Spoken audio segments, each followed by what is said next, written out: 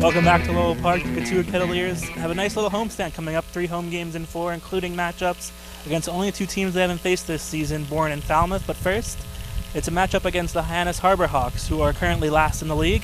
Cotuit beat them in their 3rd game of the season handily, and now it's the first match of the season at Lowell Park. My name is Josh Rothstein. I'm joined by Caleb Kaufman. Cotuit's coming off of a pair of weekend games against Wareham. They got 1 win here, fell at Wareham yesterday, Caleb. Yeah, so at Wareham yesterday, Jackson Wolf was lights out in his 2nd consecutive strong start, going over 5 innings. He threw 5 innings pitched with giving up 0 runs, striking out 4, and also not allowing a single walk in the game, bringing his ERA down to 2.45 on the season with a 15-3 balls to walks ratio. And then Matt Mervis came in, was also great, finishing off the game only using 2 pitchers, going 3 innings, giving up 2 hits and 1 run.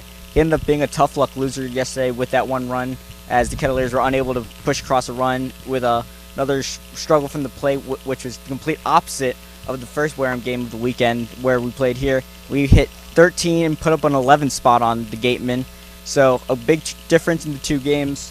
But after splitting the weekend series, we caught up with Coach Roberts to get his thoughts on how the team's playing and where they want to go looking forward. After last game versus Orleans, Coach, that was the last time I talked to you, it was a tough day defensively, a lot sharper today. Was that something you practiced since Friday? We have practiced it, yes, we did. And we had a 3-hour practice yesterday, so we worked on our defense, and we're going to get better and better, in that. And the thing that I'm asking the players to do, we got to be there every pitch, okay? We got to be there every pitch, and tonight we weren't there every pitch. And we want games to be 0-0. We want to see who the best team is in the league, and tonight it was Wareham, but we'll get better in regards to being there every pitch. Jackson Wolf, 5 innings pitched, 4 Ks, really sharp on the mound. What did you think of him? Well, I just thought he had another beautiful outing. I'm very pleased with his competitiveness, the way he handles himself on the mound, maturity-wise, and his pitch selection, and Cody did a good job with him. They're the best hitting team in the league. They're at number 1, and I thought he did an outstanding job. 2 hits versus their pitching today. Do you credit the opposing pitching staff, or was it something that you didn't see out of your guys at the plate? I credit them always. They threw the ball really well. In regards to us, our swings are still too long by a lot of people, and we got to cut them down. Meanwhile, Hyannis is coming off a 4-2 victory over Bourne yesterday in a rain makeup game. Since starting 0-8-1 on the season, a terrible start, they've picked up their pace in the most recent 6 games. They're 3-3 in their last 6, looking to climb back in to the Western Division playoff picture. In that win yesterday, Lucas Dunn, a sophomore at Louisville, and Hunter Goodman, a sophomore at Memphis, both chipped in with big hits, including Goodman's go-ahead 2 RBI single that put Hyannis ahead for good. Offensively overall, they are led by Jared DeSantolo and Nick Lofton, who are both hitting over 300, and the only 2 players on Hyannis who have at least 10 hits on the season. The projected starter out of Fordham, a junior, is Joseph Quintal. He's appeared in 3 games this season. 2 of the starts were good. He gave up 0 runs in both of them, or 0 runs and 1 run rather, but in that middle start he did give up 6 earned runs in 3 innings, so he's been a little hit or miss so far this season. Hyannis is hoping he's on his game today. But overall, it's been a bit of a struggle for Hyannis this season. They do have the lowest team batting average in the league, just by 1 point. Harwich is just 1 point ahead of them. Hyannis sitting 2.14 to Harwich is 2.15, but it's really been on the mound where they've struggled. Their ERA is more than 2 runs greater than the next lowest team. It's over 6.5, so on the mound is where they've been struggling, and the defense has not been helping Hyannis out. They've given up, they've actually accumulated the most errors in the league, 6 more than the next highest team, which is Cotuit. So if Hyannis wants to keep this decent streak going, try and get back into the Western Division playoff picture, it'll be important for them to pitch well and play good on defense so they can get back into the picture and keep on going on this streak after they're going to have to try and rebound from that terrible start. So first pitch is right around the corner. Sam Niederman and Aram Layton will have their thoughts pregame along with Mike Roberts' thoughts pregame. Happy Monday and welcome to Lowell Park. Aram Layton alongside my partner Sam Niederman. Hope you had a great weekend. This is a makeup game between the Cotuit Cavaliers and the Hyannis Harbor Hawks. Yesterday, the Kettleers dropped a tough 1-0 game. They only picked up 3 hits in a pitcher's duel. Sam, what surprised you about that ball game? Obviously, one of the fastest games we've seen this season, the fastest game we've seen this season, and Coach Roberts will talk about it a little bit in the interview we'll play shortly. What kind of stifled the Kettleers offense in that ball game? Well, it was just really good pitching on both sides. A tough result for the Kettleers, but nothing to be ashamed of. Mike Roberts told us that in our little pregame chat. And I think that we had maybe the fastest game I've personally seen, an hour and 56 minutes. We were going at softball speed of light. 5 different innings in which the Kettleers went down 1, 2, 3. It's like a 3-and-out in football, right? Just unproductive. Weren't able to get the leadoff batter on and just didn't work deep into counts. It's not like they were having terrible at-bats by any means, but Ian Bedell, the starter for Wareham, changed the pace of the game. He was in rhythm from the get-go and kept Cotuit off balance. The Kettleers were just never able to establish anything offensively, and despite getting great pitching, they weren't able to get a result, Cotuit. But you bounce back. That's the beauty of this game. You get another one. This is the beginning of a big West Division festival. Lots of Western Division opponents this week. And a 2-game homestand. So you got to like your chances if you're the Kettleers today against Hyannis. You mentioned the great pitching. Jackson Wolf went 5 strong shutout innings yesterday in what ended up being a losing effort. Going into today, Cotuit comes into the ballgame 7-7-2, second place in the West Division. Hyannis 3-11-1, of course, in last place, but coming off of a win against Bourne 4-2. They've come around a little bit in their last 6 ball games. They're 3-3 after starting 0-8-1. So a little bit of a turnaround from Hyannis. It's obviously not going to be the cupcake that it was when Cotuit beat down Hyannis here at Lowell Park 11-0. What do you expect today going into this game? Obviously, Hyannis has looked a little bit better, and Cotuit sliding a little bit. What do you expect from Cotuit now trying to bounce back after a tough loss to Wareham? I expect Cotuit to try and get the tone set on the mound, and that begins with Zach McCambley. Can he follow up Jackson Wolf's performance? We talked a little bit about it last night. All right, it looks like Jackson Wolf is the ace of this Kettler staff. Who's the number 2? Zach McCambley has gone 2 starts so far this season. One of them pretty good in his opener against Brewster. The other one a little abbreviated in the doubleheader against Brewster last weekend. I think he features some good stuff, and if they could get him to throw first pitch strikes with his fastball and allow his breaking pitches, particularly his slider, to get into the play, I think that Kettleers are going to have a good little number 2 in Zach McCambley. So they need him to pitch well today, and I think you also get back to basics in this lineup. There are a couple of guys that have been slumping as of late. I look to Parker Chavers, his Coastal Carolina teammate. We need the Chanticleers this afternoon. Chavers a little cold, given his hot start. I think he gets back into the swing of things today. You need that middle of the order to really bulk up and produce to drive in runs. Of course, this is the Patriot Cup between Cotuit and Hyannis. Cotuit has had the best of the cup so far, winning 7 of the last 8 Patriot Cups and a good chance to get way ahead, starting 2-0 against Hyannis on this season. Of course, they won big 11-3 did Cotuit 2 games ago against Wareham, ending up dropping, of course, yesterday's game 1-0. Hyannis comes into today's ball game last in ERA, batting average, fielding percentage, and the worst run differential in the league. Is that something you could see staying that way for Hyannis, or do you think they're starting to turn it around, as we mentioned, 3-3 in their last 6 games? You know, Hyannis has had a rough go of it over the past couple of years. Last summer was an outlier for them. They went 24-17-3. They were able to make the playoffs as a third-place team of the West Division. They actually almost led the West Division at some portions of the summer and were basically the second team behind Wareham all year long. However, this year, a much different story. Chad Gassman's side has really struggled in every facet of the game. Worst team in batting, worst team in pitching, worst team in fielding percentage. It has been a rough go. Good news for them, when you look at the standings, Bourne is only 3 points up on them, so it looks like there's going to be a little more movement in the basement of this division, looking like a 2-horse race between Wareham and Cotuit at the top. But Hyannis has gotten back on track. They've gotten some of the guys that they've been waiting for. Trevor Hauver, returning guy from Arizona State, could make an impact at the number 3 spot in their lineup. But they just got to go one game at a time, Hyannis. You feel to see a team struggle so poorly out of the gate early, but they do have a little more pep in their step, going 500 in the last 6 games. And you mentioned Cotuit at the top with Wareham. They're just on their heels, but Cotuit hasn't really done anything exceptionally so far this season, right around the middle in ERA, hits, runs, and batting average. So it's really looking for Cotuit to step up in one specific avenue, and we'll see if they can do that. We're going to go into the national anthem here in about a minute, and we'll throw it over to our pregame interview with Coach Roberts. We'll be back after the interview just here in a few minutes. Here with Coach Mike Roberts before the Hyannis Harbor Hawks. Coach, last night a 1-0 loss to Wareham with some really good pitching in that ball game. Only went an hour and 56 minutes. Have you ever had a game in the Cape League go that fast? Oh, yeah. A lot of times years ago when the pitching was even a lot better, even though the pitching this year is up over the last 2 or 3 years, without a doubt.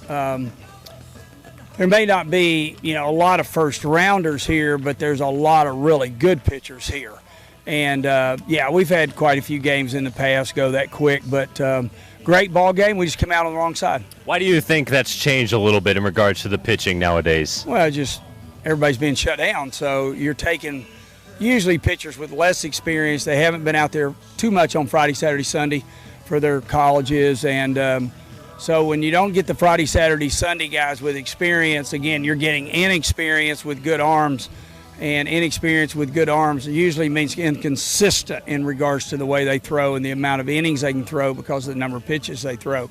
But this year, overall, as you look at the league, and I think probably just about everybody's here now, close. There's probably some Omaha guys that still may not have arrived, but I think the pitching is definitely up from the last 2 or 3 years.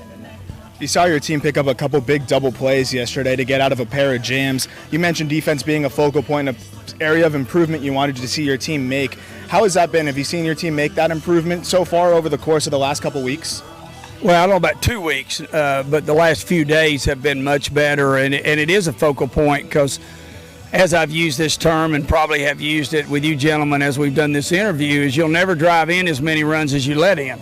And so, let's try to not let any runs in, just as we're asking pitchers to throw strikes and rarely walk someone. And then as I've said for a long time, you look on the scoreboard and there's no walks and no errors, you got a pretty good chance of winning.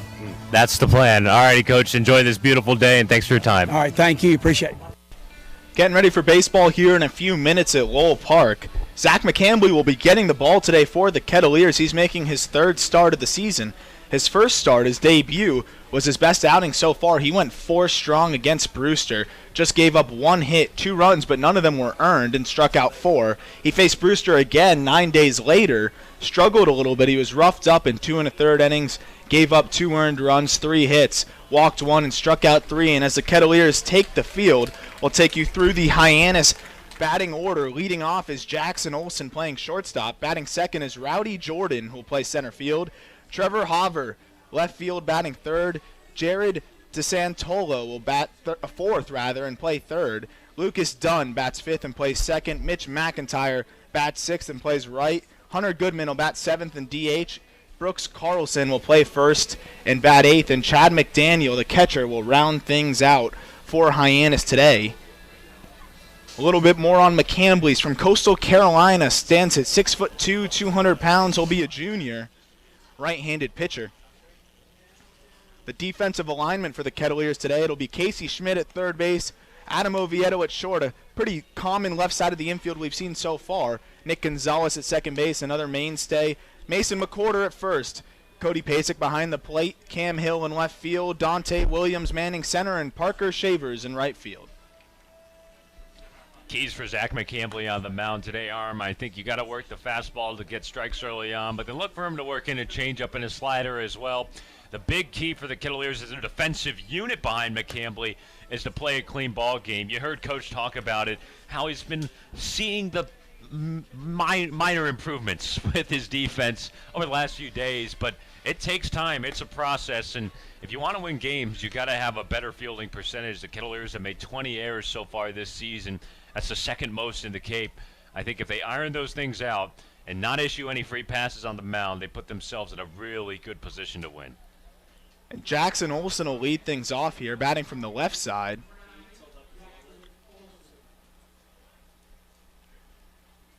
Olson, a shortstop from Hartford University, a senior from New Milford, Connecticut, New Milford High School. He hit .309 this season, 12 doubles, 8 stolen bases. He can run a little bit.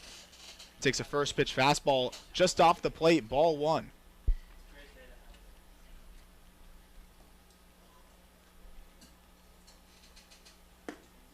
That one splits the plate in half. Now it's 1-1. 93 on the gun from McCambley. He can run it up to the mid-90s. Sits in the low 90s.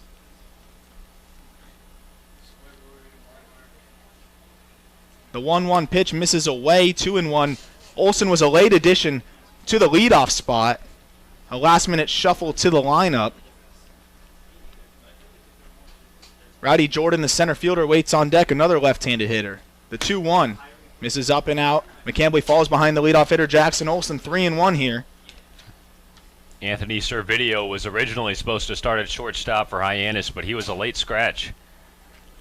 3-1 swings through a changeup. Will make it full to the leadoff hitter, Jackson Olsen, to lead this game off.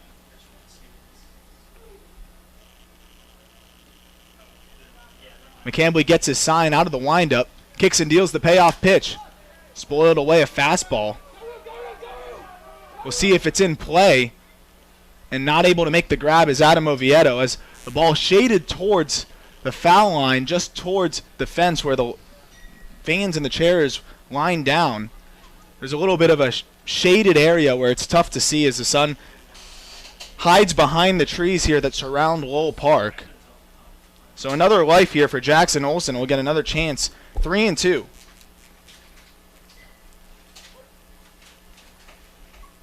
Infield playing Olsen straight up with 2 strikes. The payoff pitch again. Line drive into right field. That'll fall in front of Shavers for a base hit.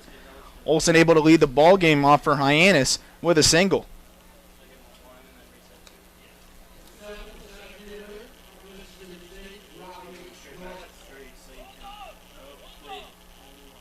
That brings up the 2-hitter, Rowdey Jordan, outfielder from Mississippi State. He hit .290 in 66 games this spring, 6 home runs, 15 doubles, drove in 49. Pickoff over to first, Olsen's back easily.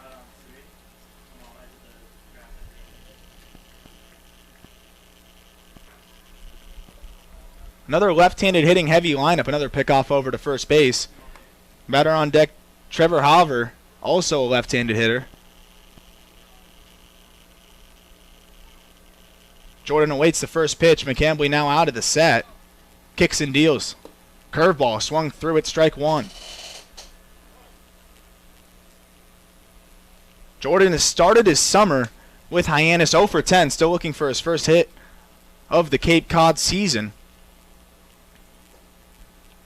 One of the several late arrivals and reinforcements for a Hyannis team that started 0-8-1, now turning it around a little bit after adding nearly a dozen players.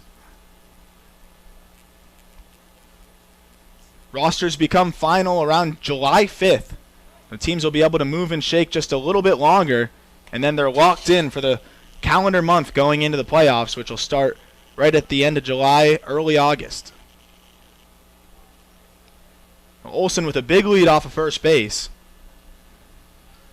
0-1 to the 2-hitter, Rowdey Jordan. Pitch misses outside, 1-1.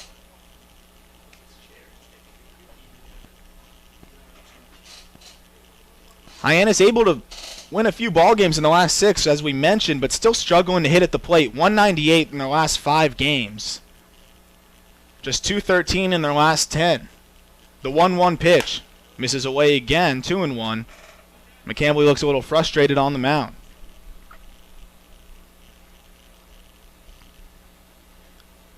McCambley continues to miss arm side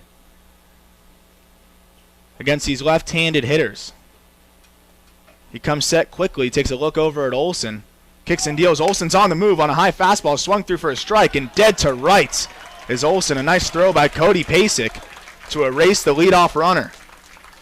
That's now back-to-back days for Cody Pasek, getting a man stealing on base. He has really improved with his arm back there. First couple of throws we saw him in his early starts at catcher, a little off target, a little not in time. But the last 2 he made, one last night at Wareham and the one just there to get the runner in Olsen, dead on the money. Looked like a hit and run was on there for Hyannis, as Jordan swung at a pitch just about at his eyes, was not able to make contact, and that's why Olsen was out by a good several steps. Now he's behind 2-2. He grounds one over to Casey Schmidt. He scoops it up, throws it on the run, and just gets the hustling Jordan by a step. Casey Schmidt likes that little jump throw coming in.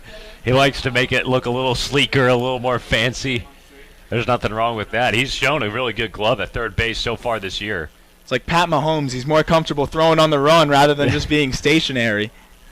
It's like that Phillip Rivers sidearm almost. So that brings up the 3-hitter, Trevor Hauver. He takes a first pitch curveball that bends into the strike zone, 0-1. 81 on the bender there from McCambley.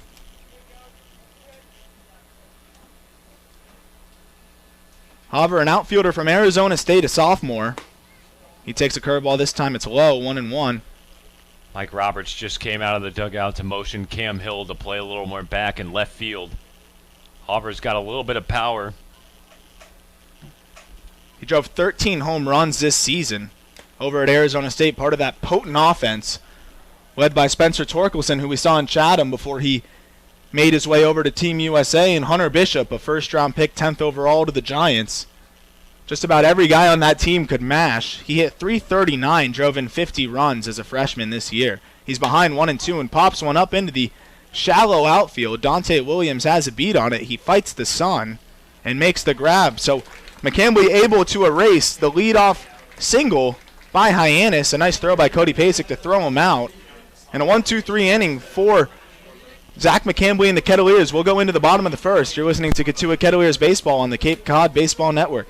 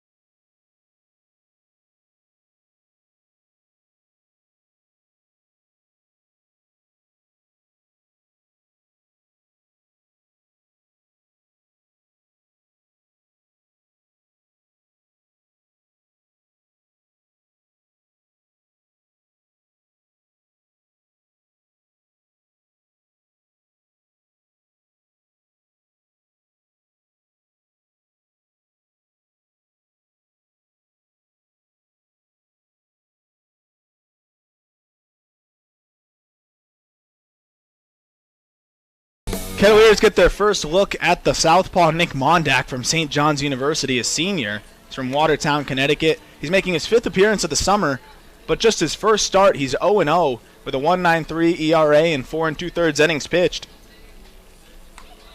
Mondak will face this Kettleers lineup that sounds like this. Leadoff hitter Nick Gonzales, 2-hitter Casey Schmidt, Donta Williams bats 3rd, Arajanu in the cleanup spot. Mason McWhorter bats 5th, Parker Shaver 6th, Cam Hill 7th, Adam Oviedo bats 8th, and the 9-hitter is Cody Pasek, the catcher.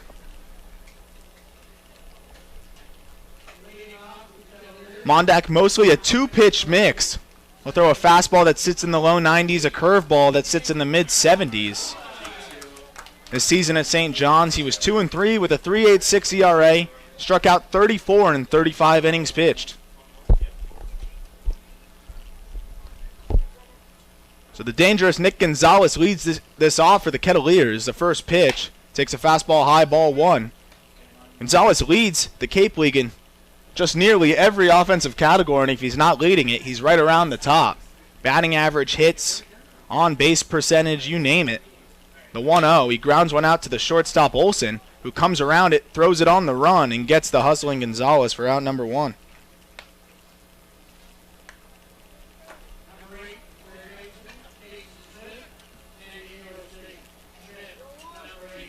Next up, Casey Schmidt, the right-handed hitter from San Diego State. First time we've seen him in the 2-hole this summer. Seen him in the 3 spot, the 4 spot, and the 5 spot.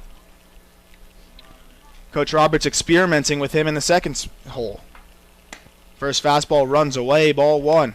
89 on the gun from Mondak.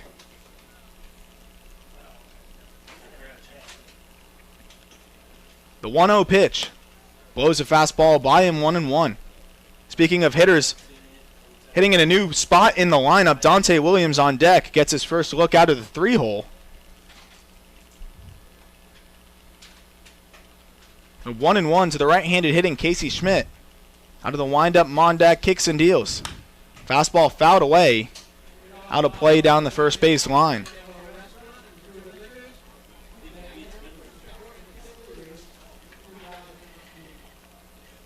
Schmidt was 0 for 3 yesterday in a shutout loss at Wareham. He flew out twice and grounded out. Just 3 hits in that ballgame for the Kettleers. The 1-2 pitch spoils another one away. We'll do 1 and 2 again.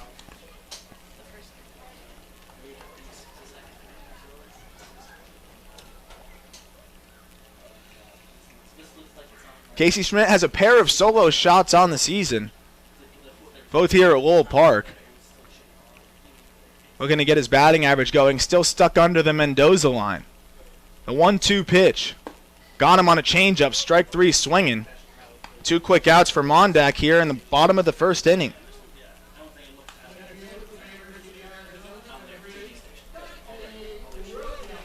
So we get our first look at Donta Williams batting in the 3-hole.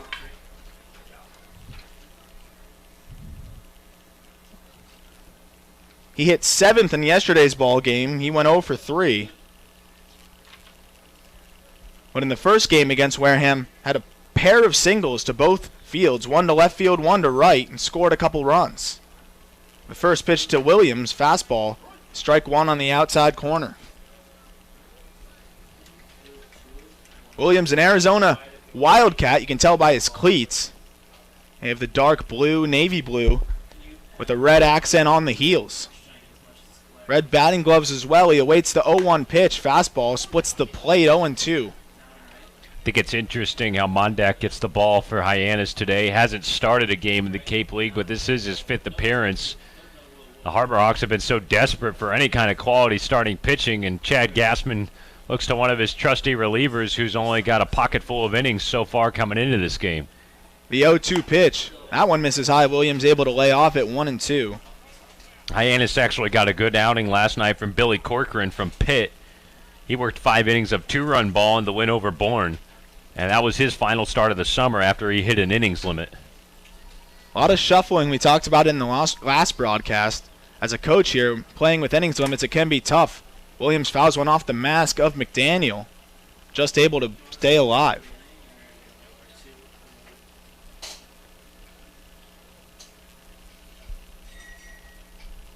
After a slow start, Donta Williams has come on a little bit. He started the summer just 1 for 17. Had a pair of hits 2 games ago. Had a couple good at-bats in an 0 for 3 effort against Wareham. Not many Kettleer hitters were able to get much going at all at the plate.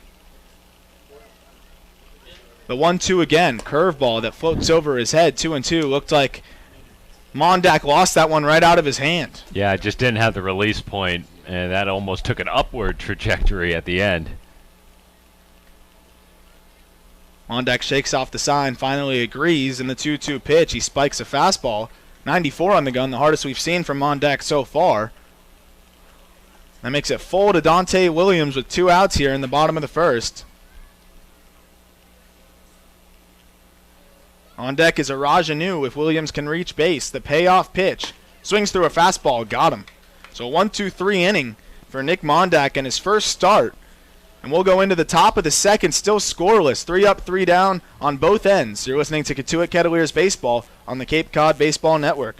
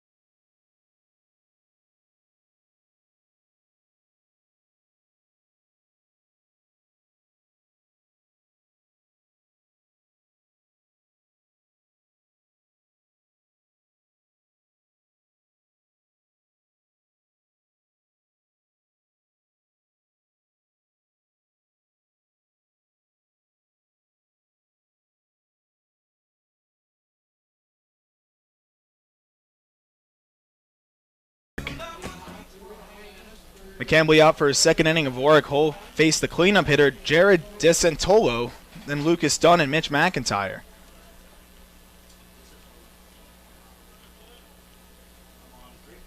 DeSantolo, an infielder from FAU, plays for Chris McCormick over in Boca Raton. Lane Kiffin U. Might be more familiar with their football coach. That was the next thing I was going to say, is McCambley misses low with the fastball. Lane Kiffin, of course, the football coach for the FAU Owls. Did they make a bowl game this year? I believe they did. They were better in his first year. Yeah, let me Struggled look a little bit this year, but still improved. 1-0 gets the top of the strike zone, 1-1. Lane Kiffin always brings some excitement wherever he goes, and Boca Raton a good spot for him. Oh, man. Okay. The 1-1 pitch. Curveball doesn't quite come back, 2-1. I want to say they only won 5 games. Am I wrong? Hang on a second. I'm gonna look up. I just found another good thing that I'll follow up with you after we get this stat. 2-1 pitch. That time it's a strike. 2-2. I should be faster with this internet thing. Here we go. All right, last year they went 5-7 and missed out on a bowl. His first year, you were right, they went 11-3 and won the Boca Raton Bowl. Spoils away a 2-2 fastball. We'll do it again. That's some regression from Lane Kiffin. You don't like to see that. Might be on the hot seat this year. Can you guess how many games Lane Kiffin won in his 1.5 seasons with the Oakland Raiders? 3. 3? Everybody here in the booth is saying 3. The 2-2 grounded out over past the first baseman McWhorter for a base hit in the left field. So another leadoff single for Hyannis. Lane Kiffin won a total of 5 games with the Raiders. He coached in 20 career games. He won 5 of them. He went 4-12 in his first year in Oakland, and then went 1-3. And then he was fired after week 4. Sounds like he should have been. Now he's at Boca Raton, but FAU a good baseball program, probably their strongest sport routinely. Chris McCormick's been there for over 20 years. Pickoff over to first base. He dives back in time easily. Does DeSantolo. That'd be a really good place to play baseball. I'm sure the recruiting attraction is there. Play against Miami, play against a lot of those good Florida schools. The first pitch, it's a curveball that misses low to Lucas Dunn, the second baseman. Dunn, the second baseman out of Louisville. He's a sophomore from Panama City, Florida. I know your favorite vacation spot, Sam, up on the Panhandle. He hit .309 this spring. Stole 15 bags. He can run a little bit. So can DeSantolo at first. He stays on that pitch. It's 1-1 after McCambley able to pour in a strike on the inside corner.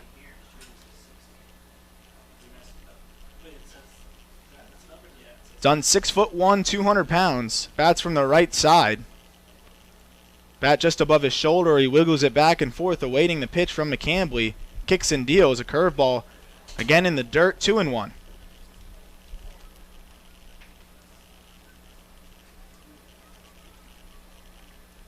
On deck, Mitch McIntyre in the hole. Hunter Goodman.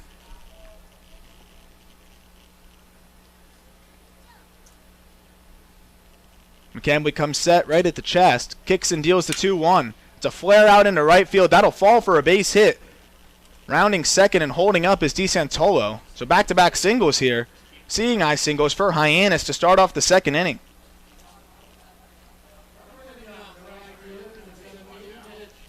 Sounded like Lucas Dunn hit that one off the end of the bat. May have broken his lumbar there. But he'll take it. A flare that got just into shallow right field as Nick Gonzales was shaded up the middle in double play depth. So that brings up Mitch McIntyre, the right fielder from Brigham Young University.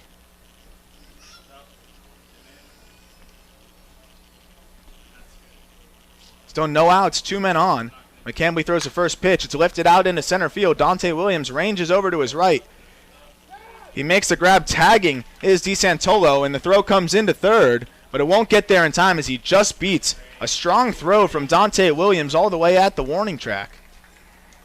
Not a bad throw from Williams. We've talked about his arm strength before. Rainbowed that one into third base, put a lot of arc under it. Lots of power to get it there. Just wasn't accurate enough in time. Lucas Dunn was able to advance to second after the arcing throw that you mentioned, Sam. Gave him an easy opportunity to advance. So now 2 runners in scoring position, 1 out, and Coach Roberts will already bring his infield in with his struggling offense still looking for their first run in over a dozen innings. First pitch is a curveball waved at by Hunter Goodman, the DH. Goodman, a catcher from Memphis University, had a great freshman season. 326, 13 home runs, 16 doubles, 64 runs batted in. A really good year for Memphis. A curveball he tried to get out of the way of, but it bent back into the strike zone. So 0-2 to the DH Goodman, who spent most of his time at Memphis catching, but he can also play third base and outfield. He DHs today. He's behind 0-2 with the infield in, 1 out, 2 runners on. Fastball misses high. 94 on the gun from McCambley. DeSantolo, the runner on third, he led off the inning with a single. Lucas Dunn, the runner on second, he followed suit with a single to right field. Both advanced on a fly ball off the bat of Mitch McIntyre. Now, Hunter Goodman looks to plate them with just 1 away here in a 1-2 count. Still scoreless in the top of the second. A curveball. He lifts out into right field, giving chases Parker Shavers. He's under it, and he'll make the grab, but that'll be deep enough for DeSantolo to score in the first inning. In the second inning, that's the first run of the ball game as Hyannis takes a 1-0 lead here in the top of the second. Well, Hyannis' lineup has already seen the ball pretty well against Zach McCambley. 1 run on 3 hits, and a good job by the last 2 batters in McIntyre and then Goodman to drive in the run with a couple of fly balls. Well hit ball by Goodman in the right. Shavers really never had a shot to make any kind of throw. So you got a 1-0 deficit right now if you're Cotuit. Was able to get the second out of the inning there with the runner tagging up on third. Now Brooks Carlson at the plate with the runner on third, 2 outs. Lucas Dunn, the runner on third. Infield now back with 2 away. Hyannis able to draw first blood on a sac fly off the bat of Hunter Goodman. The 0-1 curveball gets the inside corner, 0-2. On deck is the 9-hitter Chad McDaniel.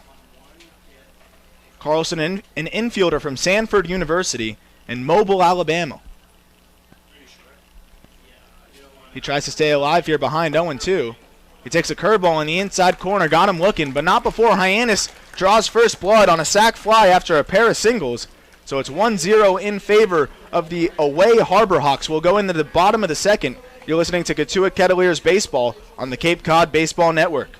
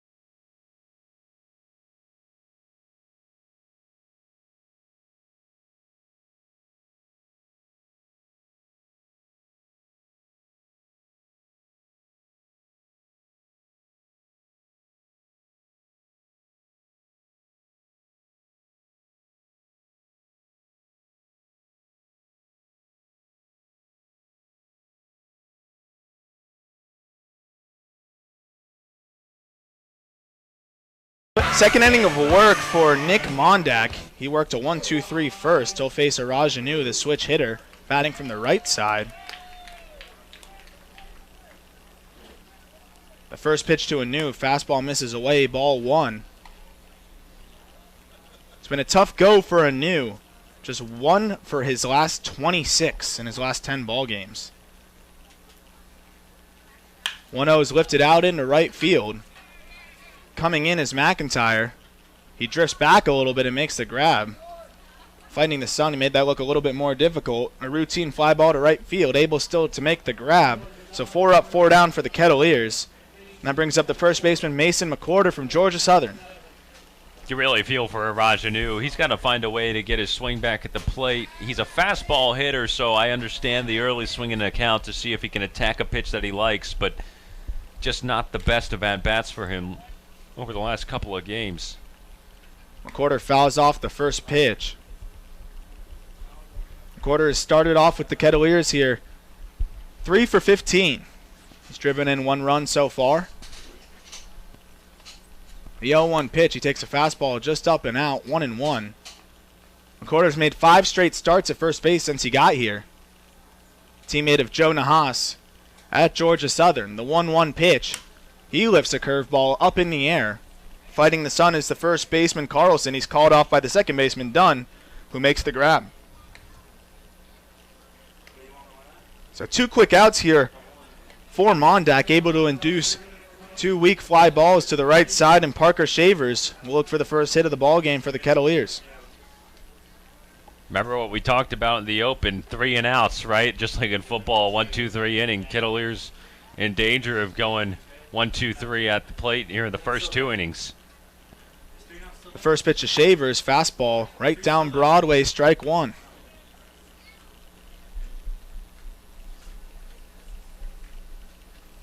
Shavers from Coastal Carolina, teammate of the starting pitcher today, McCambley. Fastball misses just up and out. McDaniel tried to bring that one back, but Ronaldo Cuckram, the home plate umpire, wasn't buying the frame. 1-1 pitch. Fastball lifted out of play over the third base grandstand.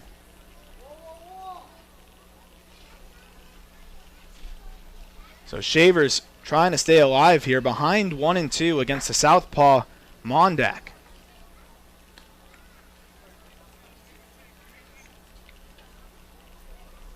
The middle of this Kettleers order has run into some struggles.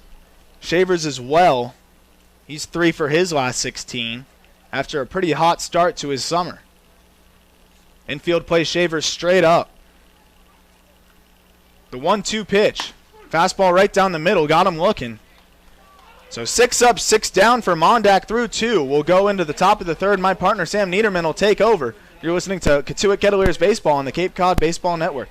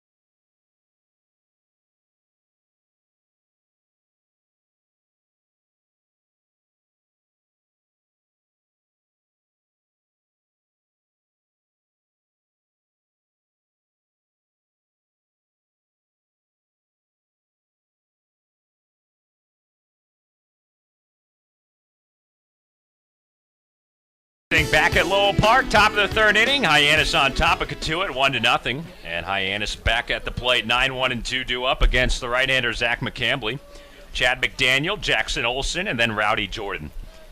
Another left-handed bat to lead things off. Chad McDaniel, the catcher out of Mizzou. 4 of his first 19 to start the year in 6 games played. He has 1 RBI. Casey Schmidt plays in by a touch at third base, and McCambley deals in an off-speed pitch for a called strike. No balls and 1 strike.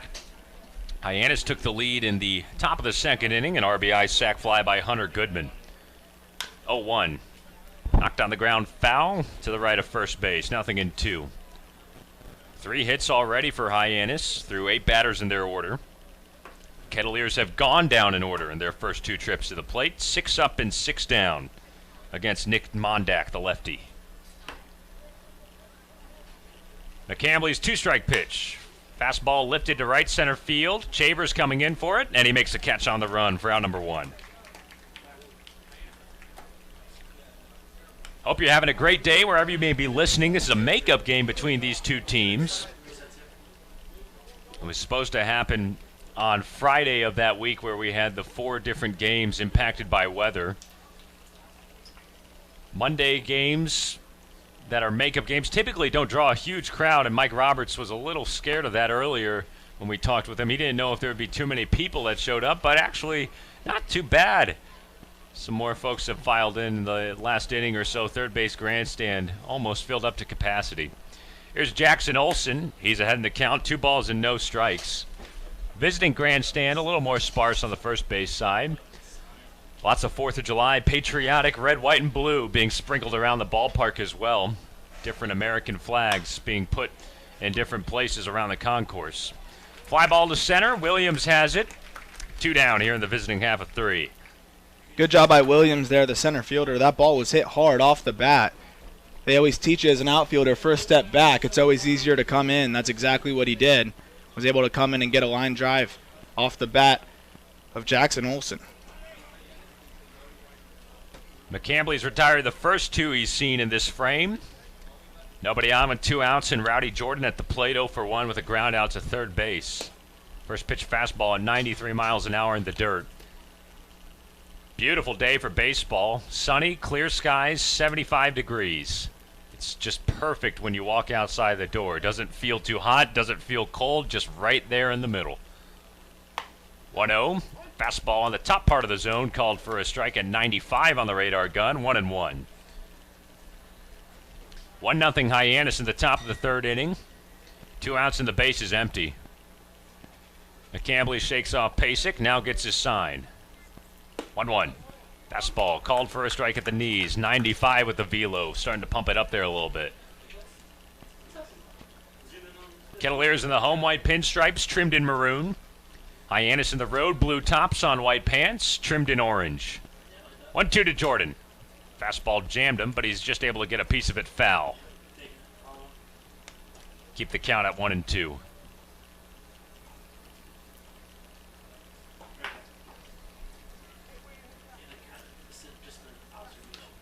First of a 2-game homestand for Cotuit. The Bourne Braves are in town tomorrow. First time that Cotuit will see the Bravos. First pitch at 5 p.m. Then a road trip to Falmouth, and then back home on the 4th of July to take on Falmouth once more. 1-2, breaking pitch, swing and a miss. Jordan down on strikes, and McCambley works a 1-2-3 3rd inning. That retires a side, and the Kettleers come back to the plate in the bottom of the 3rd with a chance to get back in this game. 1-0 Hyannis. You're listening to Cotuit Kettleers Baseball on the Cape Cod Baseball Network.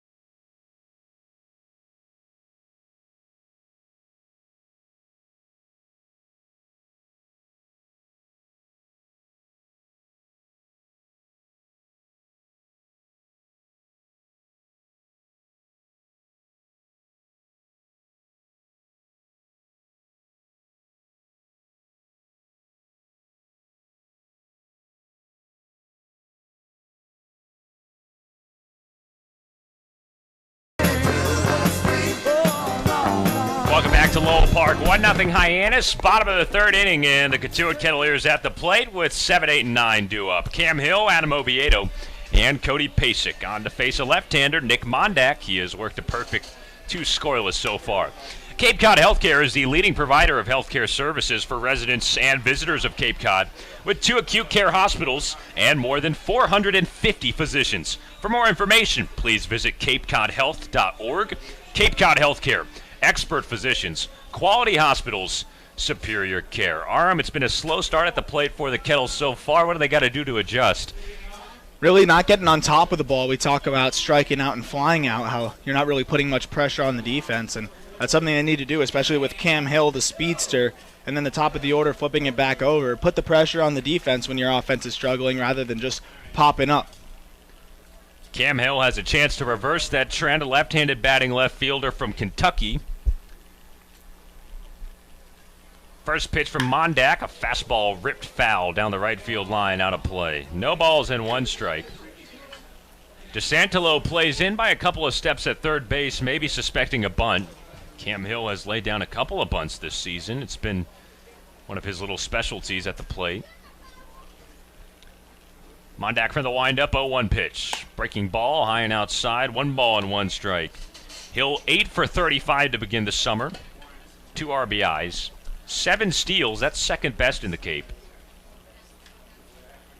1-1 pitch. Fastball low, 2 balls and a strike. The amazing thing for Cam Hill, it feels like he had 6 steals in the first 5 ball games of the season. He's been stuck a little bit, but he had a huge lead to start. 2-1. Fastball, called for a strike on the upper part of the zone. 2 balls and 2 strikes now. It's also been a logjam in outfield depth for the Kettleers. Lots of outfielders that have cycled through Mike Roberts' starting lineup. Hill being one of them. 2-2 fastball, jammed right back behind home plate, foul. Was going to zoom right into our press box window if there wasn't a fence in between us. That was amazing. If the fence wasn't there, it actually would have hit me square in the face. Oh, man. It was pretty cool to see it just coming right at you. You always see people behind home plate flinching on TV in the ball games. Breaking ball out, full count on Hill. It's understandable why. It really messes with your eyes when you see a ball flying right at you. Bases empty, nobody out in the bottom of the third. 1-0 Hyannis. 3-2 to Hill. Fastball turned on the ground, foul, and we'll do it again. It's the best at-bat so far by any Kettleer, making the starter Mondak work. See more of his pitches. He's mostly a fastball curveball guy, so once you get used to it, see that release point, hopefully you can jump on one here. 3-2 breaking ball, zipped down to right field. McIntyre right at the line, and he makes the catch for out number 1. Not a bad plate appearance by Cam Hill. He puts contact into that ball, but is unable to get aboard with a hit. Leadoff man retired in the bottom of the third. Nobody on, and here's Adam Oviedo. That was the best at-bat so far by any Kettleer. As we said before, seeing a lot of pitches and hit the hardest ball so far, but shaded over down the line was McIntyre, or else that would have been extra bases. First pitch to Ovi, swing and a miss at a changeup low. No balls and 1 strike. Oviedo, 11 hits in his first 41 at-bats, 3 home runs, and 9 driven in. Hyannis resets the infield at normal depth and alignment. 0-1 from Mondak. Fastball fouled away. 0-2. Seen Ovi struggle a little bit with the off-speed, specifically change-ups. Hasn't been able to lay off the change-up down. He jumps all over the fastball. We've seen that so far this season, but wouldn't be surprised if Mondak goes back to the change-up here. He's had some success with it. 2-strike changeup on the outside corner. A check swing from Oviedo, and he went around according to the first base umpire. That's strike 3 and out number 2 in the bottom of the third. Nick Mondak checking in with 4 strikeouts against the first 8 batters he's faced in the Cotuit lineup. Base is empty with 2 away, and the number 9 man, Cody Pasek, climbs in for the left side. We talk a lot about lefty-righty splits. Of course, left-handed pitchers have more success against left-handed hitters. But the way left-handed pitchers can have a lot of success against right-handed hitters is to have an effective changeup. And that's something that Mondak looks like he's able to use so far to get the right-handed hitting Kettleers out so far. He's ahead in the count, 0-1 on Pasek. 0-1, change up in the dirt. Good eye by Pasek. 1 ball and 1 strike. Pasek 1 for 3 last night. He collected one of the 3 hits for the Kettleers in the loss against Wareham. Adam Oviedo and Nick Gonzales had the other 2. 1-1 on the way. Fastball. Just down and off the plate. 2 balls and 1 strike. It's a Cotuit offense that's hitting .233 as a club. 5th in the Cape League.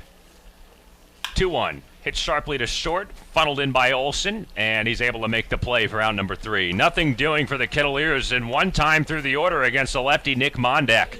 3 up and 3 down again. 9 up and 9 down for Mondak on the hill. And we have played 3 complete. Hyannis up 1-0 on Cotuit. We'll be right back in just a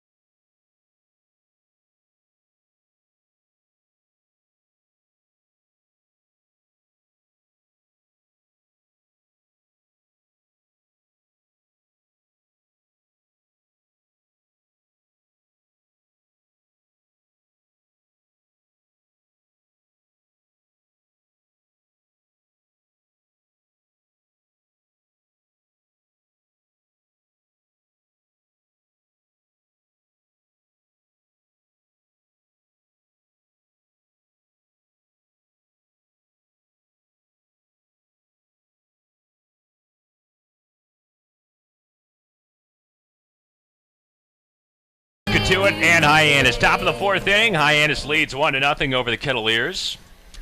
Cotuit back in the field. Hyannis back at the plate. Hauver, DeSantolo, and then Dunn. 3, 4, and 5 due up against the right-hander Zach McCambley. Hauver, a left-handed bat. He kind of crowds the plate a little bit and takes a fastball low at the ankles for ball 1.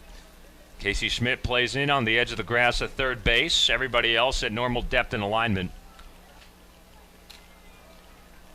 Hauver 1 for 1 with a single and a run scored back in the 2nd, and he twists 1 foul past first base. 1 ball and 1 strike. Hyannis began that inning with 2 singles.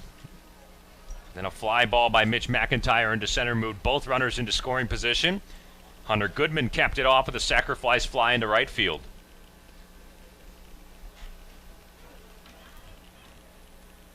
One.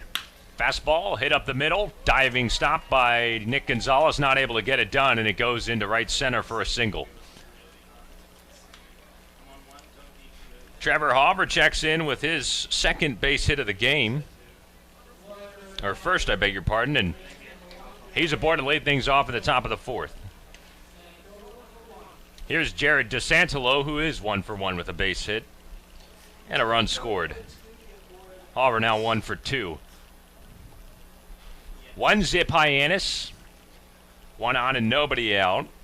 DeSantolo back at the plate. Third baseman out of Florida Atlantic University. Pick over by McCambley to check on the runner.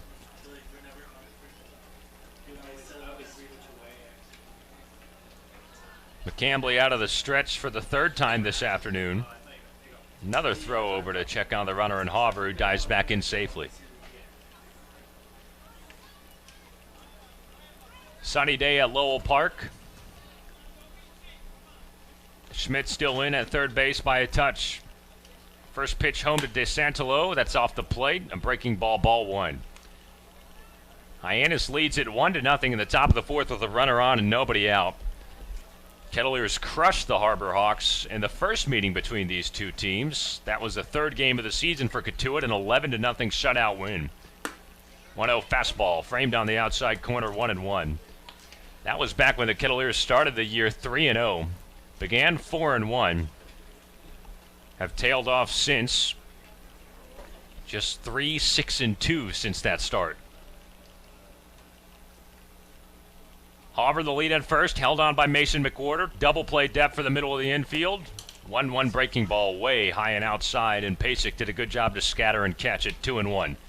It looks like McCambley continues to miss arm side with that breaking ball, and that's why Hyannis has been all over his fastball. They've been able to sit on it in hitters' counts because they know McCambley can't spot up the off speed right now.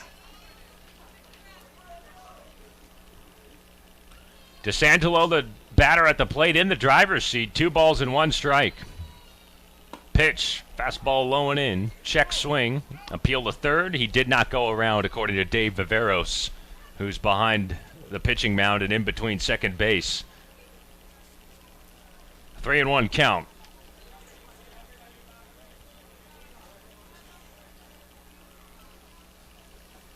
Hauver steps off first base as a lead runner. Nobody out. McCambley, the leg lift, and the 3-1. Fastball called for a strike at the knees. 3-2. It still gets me every time when they appeal over to the third base umpire when there's a runner on first because he's behind the pitcher's mound, almost right by second base. And it has to be a guess at that point if you're asking if he thought that the batter went. I mean, how can you see from directly in front of home plate? Payout pitch to DeSantolo. Fastball called for a strike on the outside corner. McCambley gets him looking. That's his second strikeout of this game, and the first out here in the top of the 4th.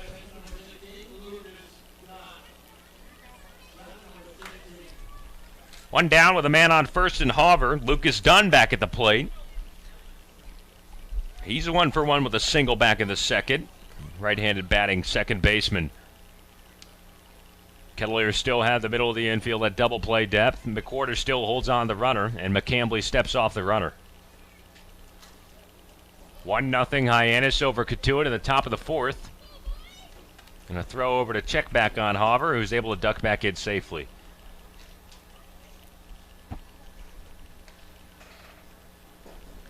Dunn crowds the plate a little bit from the right side.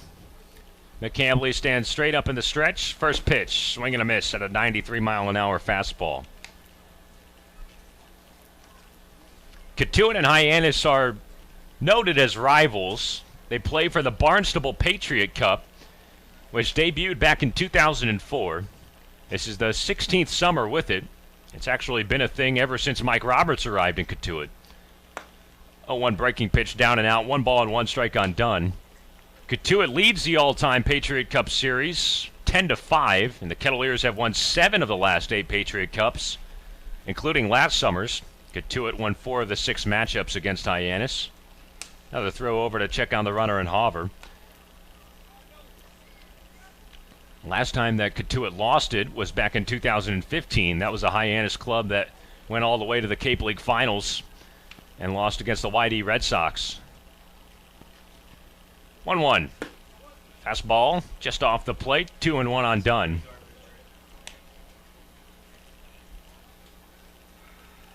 Patriot Cup actually named by the Barnstable Patriot, which is a newspaper here on Cape Cod.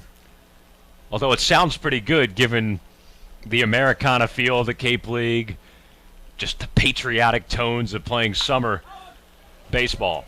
Pop-up foul, right side of the infield. McWhorter comes in from first and is able to make the catch battling the sun for the second out. Hauver stays put at first base. 2 outs, and that brings up the number 5 man, Mitch McIntyre.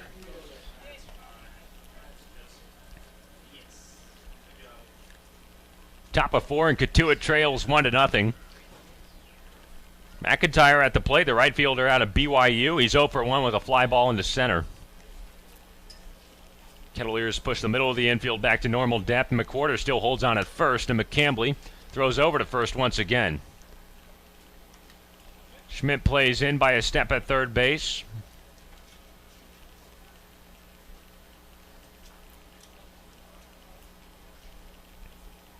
First pitch to McIntyre. Fastball right down the pipe. Strike number 1. McIntyre, a native of Stawsbury, Utah. His mom played softball at BYU. Grew up right near the Great Salt Lake. Another throw over to check on Hauver.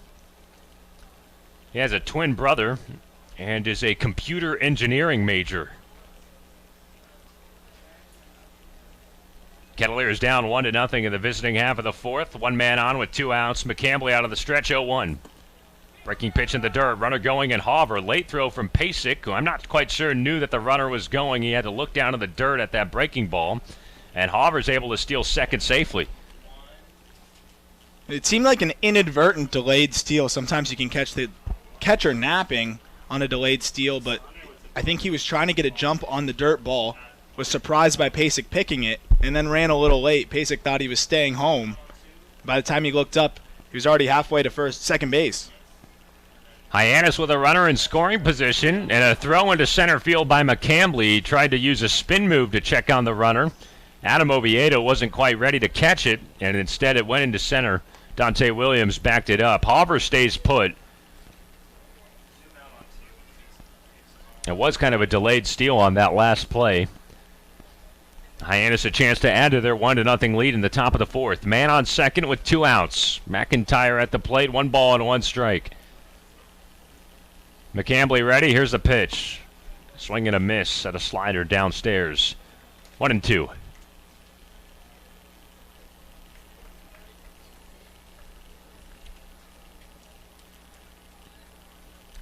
These two franchises both in the town of Barnstable. Hyannis and Cotuit both in that same area. Only town that has 2 teams. 1-2, bouncer up the middle, taken by Gonzales at second, and he makes the play over to first for out number 3. Zach McCambley able to work around a leadoff single. Hyannis with no runs on 1 hit, no errors, and 1 man left in scoring position in the top of the fourth. 1-0 Harbor Hawks over the Kettleers, and Cotuit's back at the plate when we return for the bottom of 4 on the Cape Cod Baseball Network.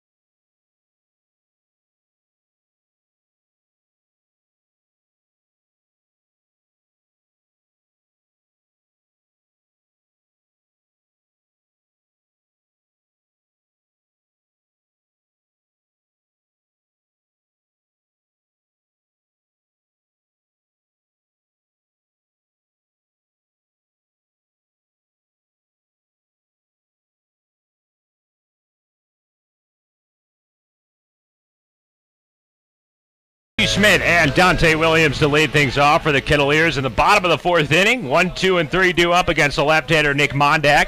Hyannis controls this ball game by a score of 1-0.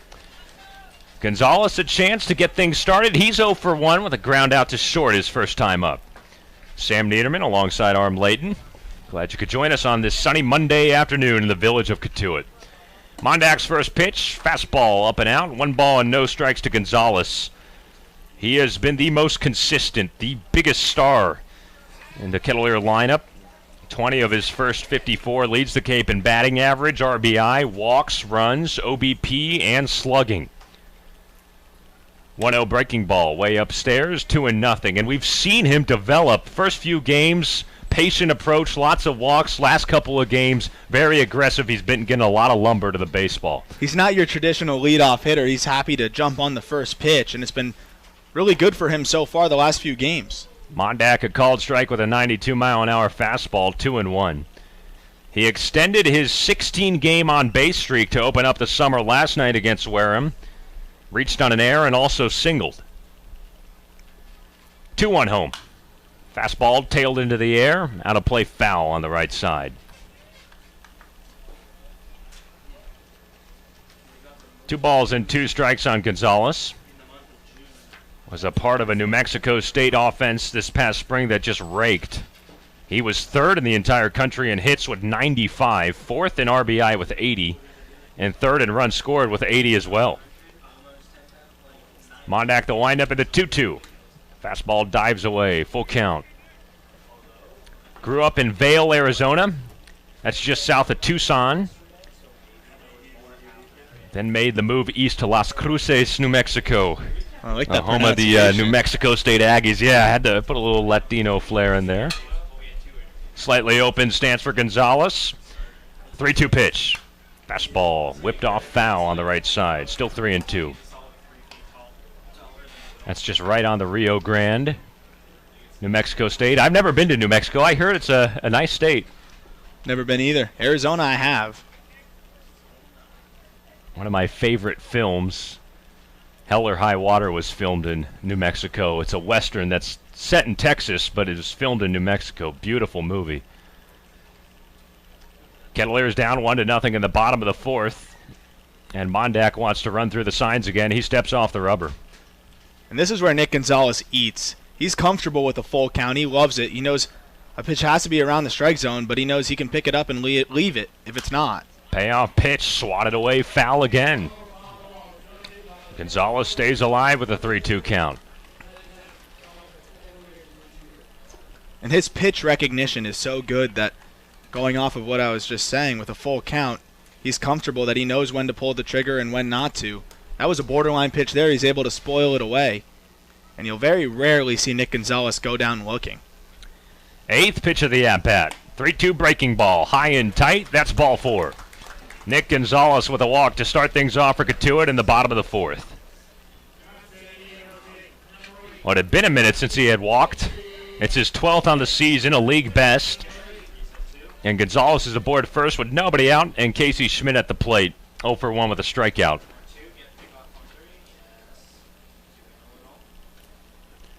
Mondak out of the stretch. That is the first batter to reach base against him in this game. First 9 Kettleers were retired by the lefty out of St. John's, and he deals a fastball up and away to Casey Schmidt, 1-0. Hyannis leads 1-0, bottom of the 4th. Man on first with nobody out, and time called. Ray Korn, the Hyannis pitching coach, comes out of the first base dugout to meet for a mound visit. All 9 batters through the Kettleer order were retired through the first 3 innings of this one. Gonzales works the walk on an 8-pitch at-bat to begin the bottom of the 4th. Ray Korn, an American Baseball Coaches Association Hall of Famer, out on the mound to talk with his lefty in Mondak. One of 5 Cape League coaches in the ABCA Hall of Fame. Scott Pickler, the most recent inductee, the YD Red Sox in the 2019 class. Ron Polk, SEC baseball legend, who's also an assistant on the Hyannis staff, is in that same Hall of Fame. Jerry Weinstein from Wareham, the 4th. And the 5th coach, our own Mike Roberts, class of 2015. 1-0 Hyannis, bottom 4, mound visit over, and Mondak back to the plate. Foul ball by Schmidt, 1 ball and 1 strike.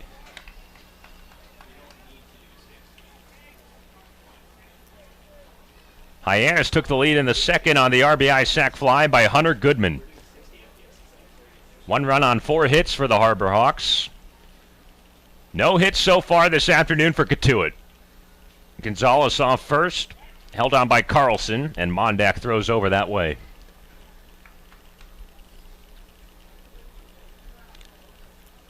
Kettleers ready for a stretch of 3 games at home in their next 4. Bourne tomorrow, Falmouth on the 4th of July. No rain on the forecast either. Lots of sun. 1-1, ripped into the air, left center field. Jordan going back, it's in the gap. Jordan backpedaling at the fence, and he's able to high point it for out number 1. Gonzales tagged all the way from first and scurries up to second base. How about that alert base running? A productive long out by Casey Schmidt into left center field. And Gonzales moves up into scoring position with only 1 out in the bottom of the 4th. Great job by Gonzales there to recognize the center fielder Jordan was drifting a little bit. He was not around that ball or camping under it, so by the time he caught it, his momentum was still taking him towards the wall, and Gonzales knew he would not make a strong throw into second base and got in easily standing up. Gonzales the lead at second base. Nobody holding on for Hyannis. Kettleers down 1-0. Donta Williams at the plate from the left side. First pitch from Mondak. Fastball out and away. 1 ball and no strikes. Williams 0 for 1. He struck out swinging his first time up. Mike Roberts looking for some urgency in the third base coaching box.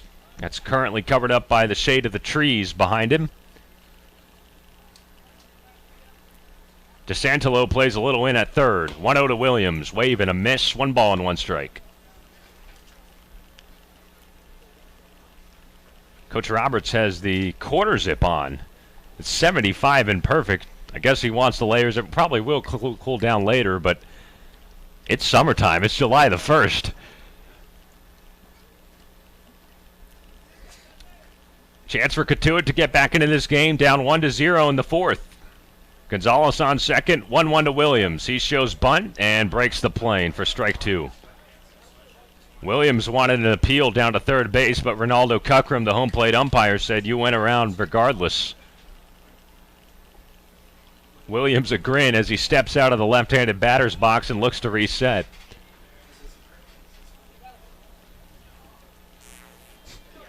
Gonzales led things off with a walk. He was pushed over to second base after the deep fly out to center by Schmidt. Mondak a long look in for the sign from McDaniel. The lanky lefty comes set out of the stretch. 1-2 delivery. Breaking ball high and away. 2 balls and 2 strikes on Williams. Mondak in his first start of the summer for Hyannis today. It's his 5th appearance. He only had 4 2/3 innings under his belt coming into today's contest. He's getting close to matching that total. He's trying to preserve a 1-0 lead for his squad. 2-2. Fastball knocked away foul on the left side. Great job by Williams there to spoil what was probably a borderline pitch. Rather try and foul it off than take your chances with the big strike zone we've seen so far with most umpires in this Cape Cod League. They'll give a couple balls off the plate away. No need to take your chances. Try and spoil it and get a better pitch to see. Gonzales the lead at second, nobody holding. 1 out, bottom of the 4th, 1-0 Hyannis. 2-2, splintered in the air, left side but down the line foul. Williams continues to battle. Remember, he had the great at-bat last night at Wareham, a 10-pitch at-bat that just resulted in a ground out to second base, but he fouled off multiple pitches with 2 strikes on him. That was against Ian Bedell, the Wareham starter, who threw 5 scoreless. Nobody has scored a run on him so far this season. Mondak off the rubber. He wants to go through the signs once more with McDaniel. Runner on second with 1 out. 2-2 home. Breaking ball up at the shoulders. Full count by Williams. Mondak looking like he can't really find a feel for the curveball. He's been spotting up the fastball pretty well, but both starting pitchers today struggling with the off speed.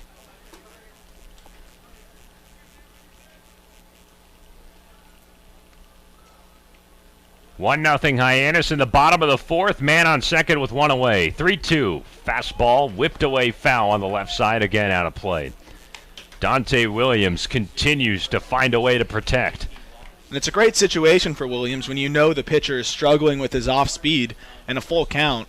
There is an open base at first, but I doubt he wants to put another speedster on with just 1 away for the middle of the order. So you got to be sitting fastball. If he can spot up an off-speed pitch for strike 3, you tip your cap. Mondak ready out of the stretch. 9th pitch of the at-bat, and he misses badly with a fastball in the other batter's box. Donta Williams with a fantastic plate appearance. He works a walk to make it 1st and 2nd with only 1 out for the Kettleers in the bottom of the 4th.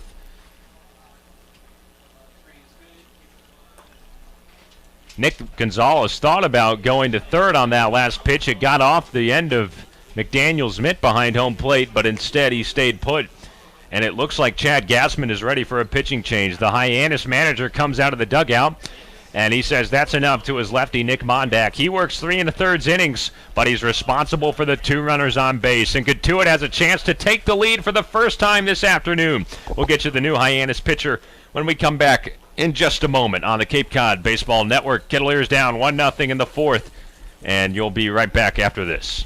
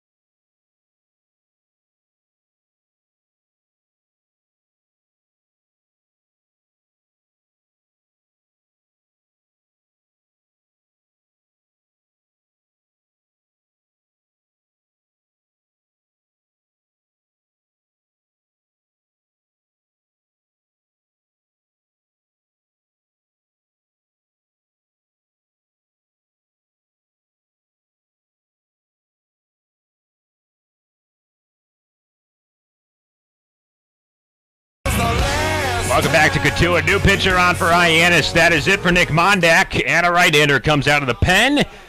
Joseph Quintal, a right-handed pitcher from Fordham, 6'2", 180, a junior. He's 0-1 with a 7.87 earned run average. It's his 4th appearance on the summer. He was originally scheduled to start this ball game. Instead, he comes in the middle. He's thrown 8 innings so far this year and has given up a total of 7 runs. Chance for the Kettleers, down 1-0 in the bottom of the 4th. 1 out and 2 on. And Arajanu at the plate. He takes a breaking ball on the outside corner, just 70 miles an hour for strike 1. A new 0 for 1. He flied out to right field back in the 2nd. Switch hitter bats from the left side against the righty. Quintal from the stretch, 0-1. Taken in the air to right. Hauver comes in for it. McIntyre, and he makes the play for out number 2.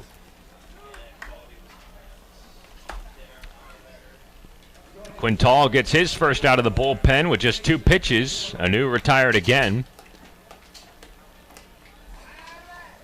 And now it's up to Mason McWhorter to try and get the Kettleers on the board here in the bottom of the 4th. 1st and 2nd with 2 down. And Hyannis in the driver's seat leading 1-0.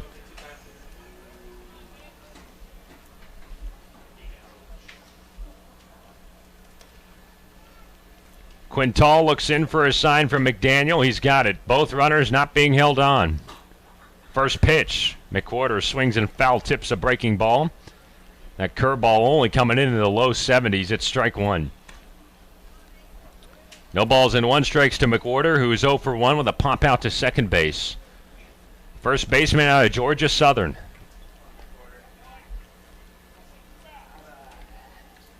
Mike Roberts reminds his base runners there's 2 outs. Quintal will look back to second. Now the 0-1. Roped into the gap, right center field. That falls down for a base hit. Gonzales speeds in from third. Throw from McIntyre up the first baseline. And the Kettleers tie things up in the bottom of the 4th. Mason McWhorter comes up with an RBI single.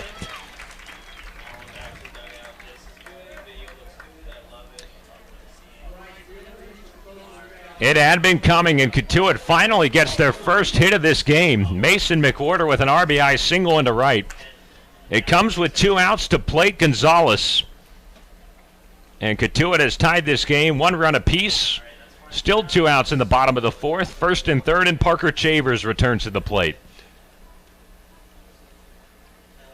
Quintal from the belt.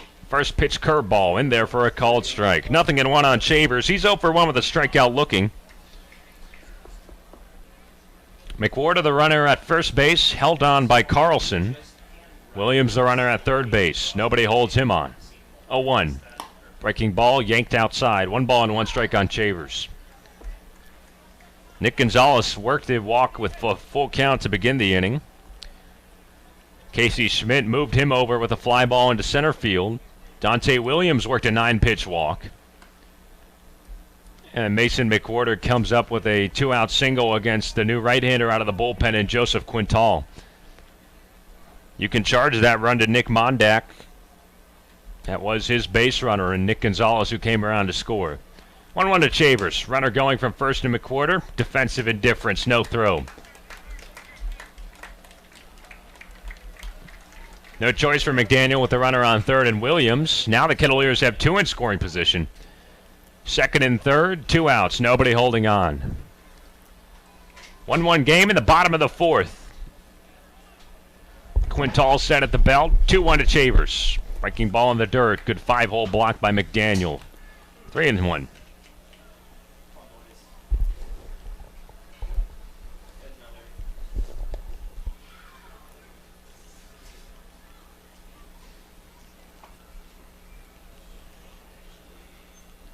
Three-one pitch.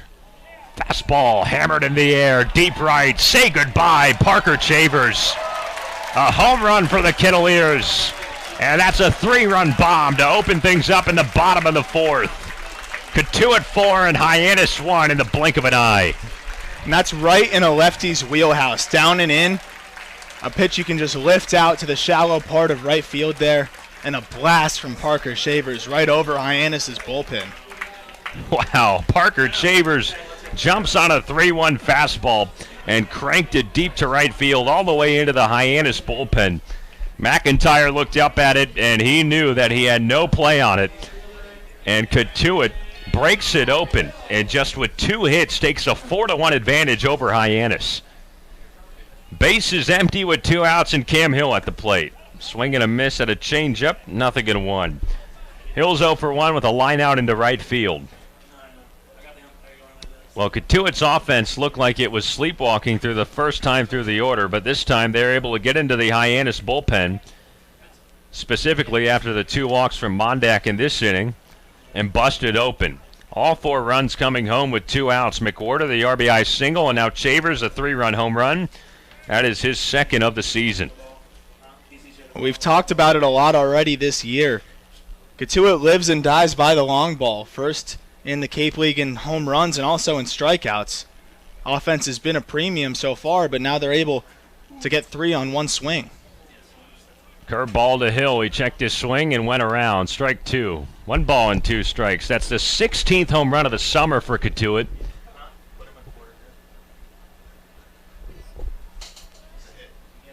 Wind up from the pitcher in Quintal, and he misses high and away with a fastball. 2-2. Nick Mondak began this inning.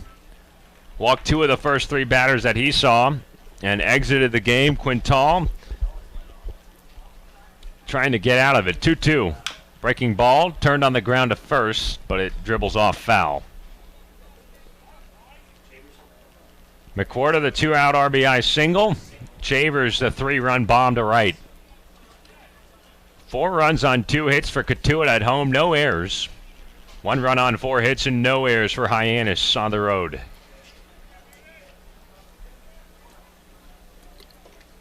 Hill rests his bat on the back left shoulder, gears up for the 2-2, and takes a breaking pitch in the dirt. Full count.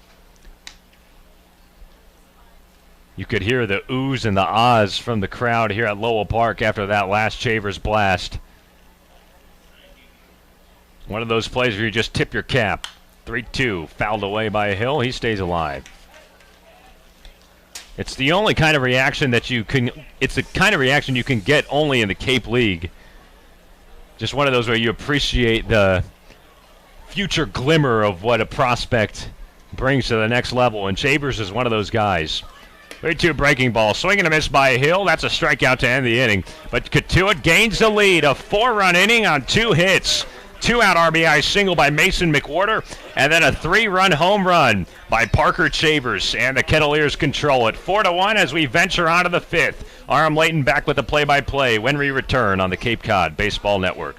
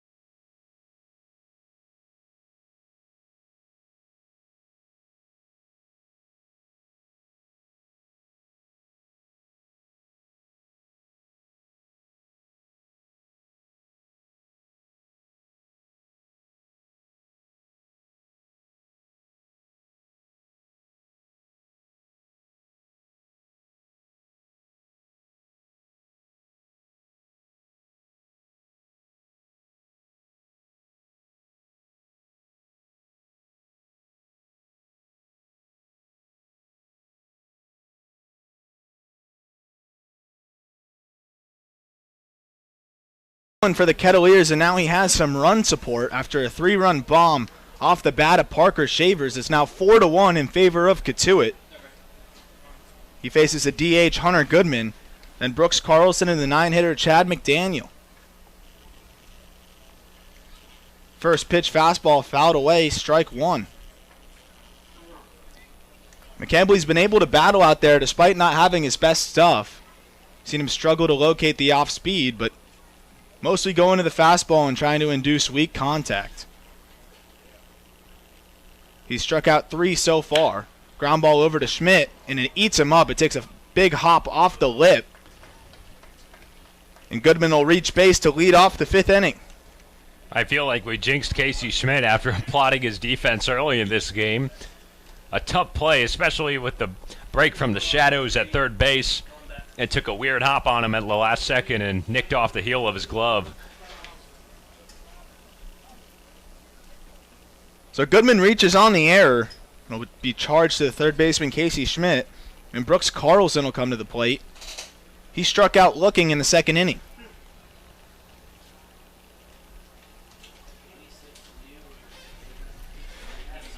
McCambley back out of the set. Checks over at first base. Kicks and deals. First pitch curveball is a strike. 0-1.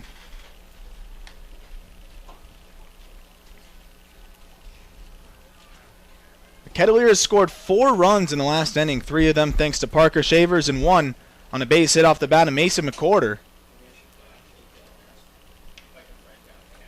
Just 2 hits as opposed to Hyannis' 4. But Hyannis only has 1 run to show for it so far. The 0-1 pitch. Another curveball. That one's a strike. Way ahead, 0-2.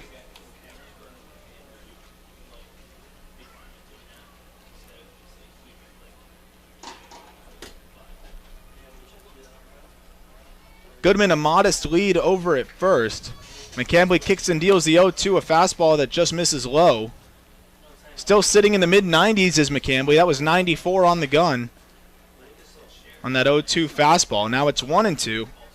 Chad McDaniel on deck. A beautiful day here at Lowell Park on a Monday. A nice crowd for a makeup game. Coach Roberts said in the pregame interview he's a little nervous about what the turnout would be. I'm sure he's pleasantly surprised as Carlson spoils a curveball, and it just nicks Pasek, who walks it off down the third base line. Ronaldo Cookram will walk a ball out over to the pitcher McCambley and give Pasek a second to gather his composure.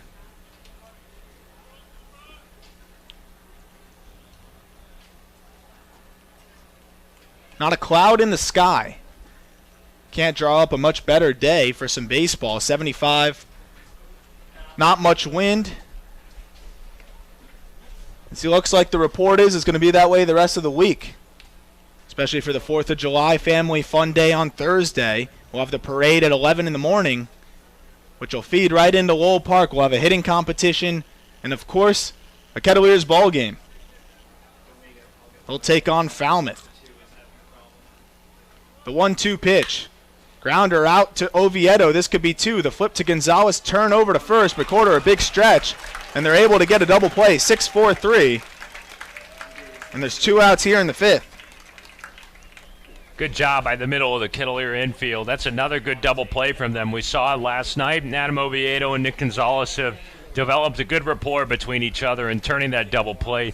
And a good play at the end of it by Mason McWhorter, who was able to stab a wayward throw to his right to preserve it. The first pitch to Chad McDaniel, the left-handed hitting catcher. It's a called strike. McDaniel from Parkland, Florida, went to Stoneman Douglas High School, alma mater of Anthony Rizzo. Line drive out into right field. Shavers gives chase, and it'll be over his head into the wall. That'll be extra bases. McDaniels will cruise into second base with a stand-up double. Tough play. McDaniel put a lot of power into that baseball. I thought Shavers might have had a chance if he would have extended his arm. Maybe that's just our depth perception here in the booth. I can't speak for him. He gave good effort and hustled towards it, but was almost able to make that one in the gap, battling the sun with the shades on. We've seen the sun be a factor so far today. We mentioned no clouds in the sky and not much shade provided by nature. And a lot of sunglasses the light glaring off of them and a lot of gloves blocking the sun so far. That pickoff gets past Oviedo at second, and McDaniel will advance to third as the ball trickles into center field. It's the second time we've seen a inside move thrown away into center field. The first time McCambley was able to get away with it with the runner not advancing. This time Hyannis able to take advantage and advance to third base, but there's still 2 outs here. Need a base hit to score the runner McDaniel on third. It's the leadoff hitter Jackson Olsen. First pitch curveball, he swings through it, strike 1. McCambley starting to show a feel for that off-speed pitch now in his 5th inning of work. It's good to see another Kittler starter venture into the 5th inning. Reed Johnston did it, and we saw Jackson Wolf do it again last night. The 0-1 curveball backdoors him, strike 2. The other thing for the Kittleers in this inning, though, is the defense. 2 errors already after that pickoff move into center. You have to tighten it up. Can't give out these free passes to a team like Hyannis that'll stick around. A dribbler out by the mound. McCambley flips it over to first for the 3rd out of the inning, so he's able to strand McDaniel on third. And it's still 4-1 in favor of Cotuit. They'll try to add more as we go into the bottom of the 5th. You're listening to Cotuit Kettleers Baseball on the Cape Cod Baseball Network.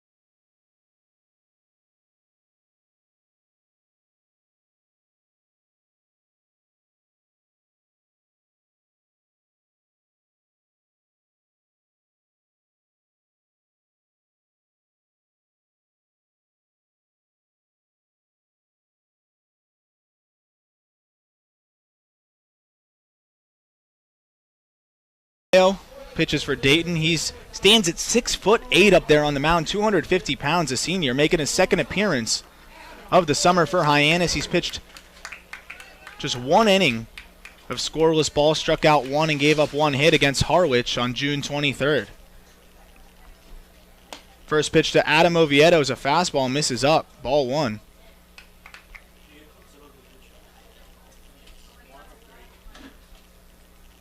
Pletka, in 14 appearances, was 4-3 with a 4.79 ERA.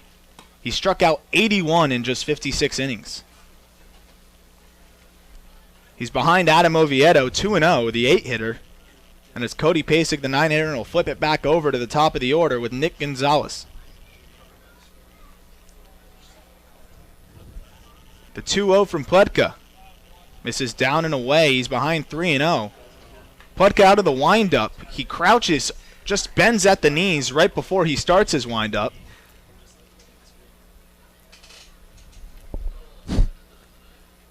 He kicks and deals the 3-0.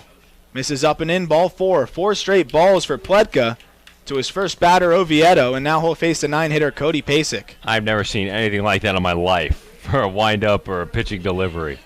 It's very unique. You see the 6'8" right-hander bend down at the knees a little bit just before he starts his windup, maybe to get into an athletic stance, get more in his legs. Now he's out of the stretch. We'll see if he does anything unique there.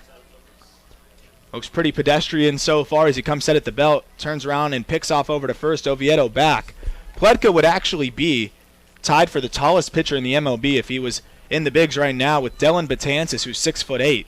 Of course, John Roush, the reliever, long time held that title, standing at 6'11", the tallest pitcher in MLB history. A bunt down the third base line, just foul off the bat of Pasek. John Roush was the tallest pitcher since Randy Johnson, and actually had him beat by about an inch and a half. Still no 7-footer in baseball history. John Roush the closest at 6'11". And this is a Hyannis roster that's stacked with tall right-handed pitchers. About 4 pitchers over the height of 6'6". Pick off over to first. Back easily is Oviedo. You'd think they'd have a good basketball team out of this Harbor Hawks roster. Cody Pasek behind 0-1 as he fouled off the bunt. DeSantolo in on the grass at third. Rest of the infield plays straight up. A bunt right back at the pitcher, who goes to second base and gets the lead out. They'll try and turn it over to first, but Pasek just able to beat it out, but he's not able to do his job and sacrifice Oviedo over. Speaking of the tall pitcher's arm, I'm just thinking of John Axford is the first guy that comes to mind for me because he's a Cotuit and Hyannis alum. He pitched for the Harbor Hawks in 02, Kettleers in 03, and he obviously went on to a long major league career as a reliever too, 6'5", and he looked a little taller than that just because he was so lanky. First pitch fastball misses away to the leadoff hitter, Nick Gonzales. It's amazing. Axford wouldn't be near the tallest player on this Hyannis ball club. They've got a pair of righties at 6'8", and 2 more at 6'6". So Pasek replaces Oviedo at first on the failed sacrifice bunt attempt. As Gonzales fouls one off, it's 1-1.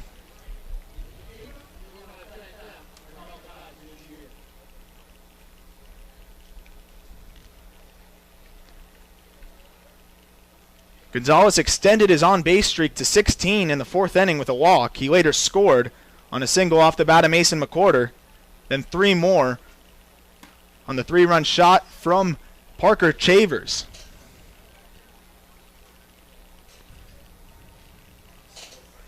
So far it's been a struggle for Pletka to find the strike zone. He walked Oviedo on 4 straight pitches. He was able to get an out on a failed bunt attempt from Pasek. And now he's behind 2-1 on Nick Gonzales, the leadoff hitter for the Kettleers. He comes set right at the belt. Another pickoff over to first. Just able to snag it as Carlson making a leaping grab.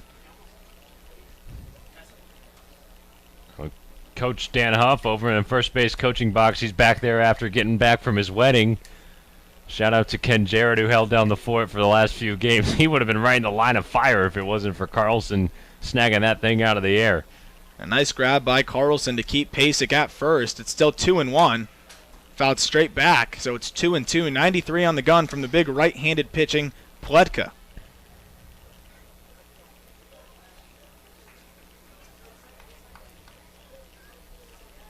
Pasek, the catcher, not much of a threat to run at first base.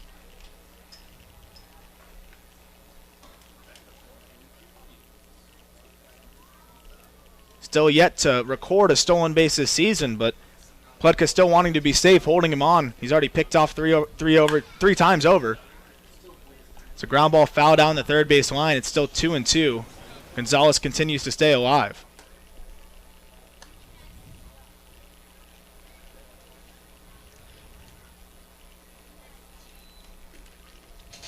Gonzales was 1 for 4 in yesterday's ball game. Had one of the Kettleers' 3 hits. In that ball game at Spillane Field, a 1-0 loss at the hands of the Gatemen. They now trail a game and a half in the West Division. The 2-2 pitch, curveball, a late swing from Gonzales, and it gets by him for strike 3. A rare strikeout from Nick Gonzales, now 2 away. And Casey Schmidt will try to keep the inning going with Cody Pasek on first base. Not too often that you get a strikeout, Nick Gonzales, but Pletka just did it. Popped a curveball right out of his hand.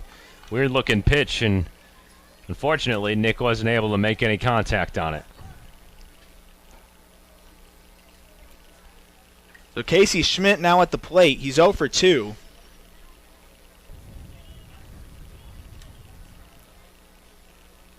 Takes a first pitch curveball that bends down to the ankles, ball 1. Schmidt came into today's ball game hitting just 167.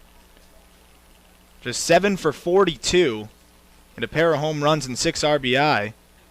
He's only struck out 7 times this season. Just hasn't been able to find the holes. As that ball gets past McDaniel, and Pasek will be able to get into scoring position. So a runner on second and 2 outs. A 2-0 count to Casey Schmidt. And the Kettleers have not been bad with runners in scoring position in 2 outs. Coming into today, 246, a pretty good clip. They've driven in 26 runs in this exact situation. Schmidt trying to make it 27, ahead 2-0. Pasek the runner on second. And he pops one up. We'll see if it stays in play. It does not. It'll get over by the third base grandstand, so it's 2-1. That's the first strike to Casey Schmidt on a foul ball. Kettleers lead 4-1 here in the bottom of the 5th. Only a pair of hits, but 4 runs to show for it thanks to Parker Shaver's 3-run bomb. He golfed over the bullpen out there by Hyannis in right field. Kettleers looking to add more with a runner in scoring position here, 2 outs. Schmidt still ahead, 2-1. On deck is Donta Williams, the 3-hitter today. Pletka comes set, kicks and deals, and that's lifted out into center field. Back is Jordan. He gives chase, and that ball is off the wall. Scoring is Pasek, and Schmidt's into second easily on with a stand-up double. It's a straightaway center field. Casey Schmidt lumbered that one up, got it right in the sweet spot with a 2-1 count, and was able to drive it into that left center gap. Good, productive 2-out hitting today by the Kettleers. All 5 runs for Cotuit coming home with 2 outs in an inning so far. Now Donta Williams. He worked a great at-bat in the 4th inning. Part of that 4-run 4th inning. He worked a full count and eventually walked after fouling off a slew of pitches from then Nick Mondak, the starter. Now Casey Schmidt replaces Pasek at second. First pitch to Donta Williams is a curveball that misses away.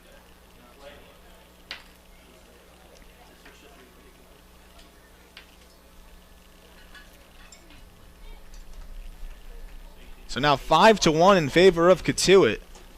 Still in the bottom of the 5th here, Donta Williams trying to keep the train moving. The 1-0 pitch, fastball. Just below the knees, ball 2. 96 on the gun from Pletka.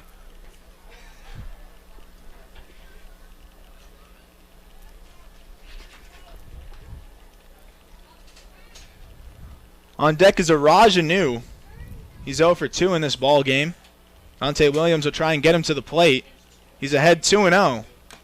He swings and foul tips a fastball into the glove of Chad McDaniel. Williams has a couple words with the home plate umpire, Ronaldo Cuckram. Not sure what they're talking about as he pulled the trigger on that one. They've kind of been going back and forth all game in a friendly way. Remember his last at-bat, he checked his swing, and it was clear that he went around, but he wanted an appeal.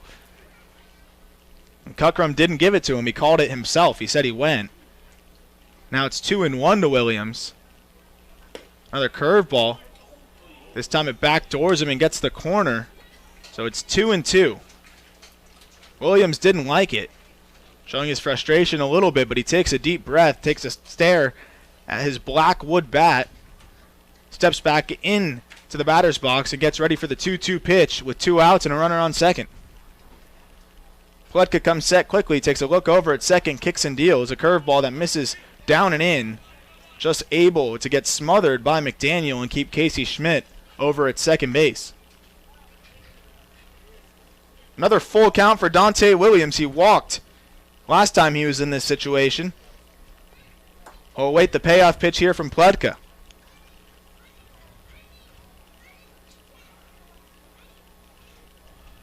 Pletka shakes off a couple signs.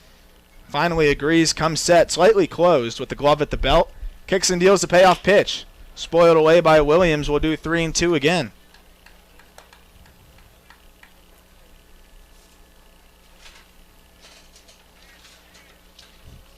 First look we've gotten at Williams in the 3-hole. We've seen him in the leadoff spot. We've seen him in the 9 spot. Just about everywhere else besides the middle of the order. Coach Roberts known to shake things up in his lineups. This has to be one of the more unique ones we've seen so far this season. Long look down from Pletka, and he'll step off as Williams calls for time. Sun just starting to hide behind the trees now, behind the third base grandstand as shadows start to cast across the infield and past the pitcher's mound. Pletka covered in shade. The payoff pitch again. Grounded up the middle off the foot of Pletka. It'll kick over to the shortstop. Olsen will have no play. He throws it back to third and tries to get Schmidt, but the tag is not in time. As the infield started running off, they thought they had him. That's an infield single for Donta Williams. And that brings up Arajanu with runners on the corner. So Williams grounded one back up at Pletka. He made a little soccer move to kick it. It went over to the shortstop Olsen, who saw Casey Schmidt coming around third with a big turn, tried to throw it behind him, but the tag just didn't get there in time. You know what? I love that from Olsen. His reaction after that was awesome. He's just having fun out there. Close play over there at third base. Love that kind of backyard baseball field. And a smart heads-up play there by Olsen to try and steal an out.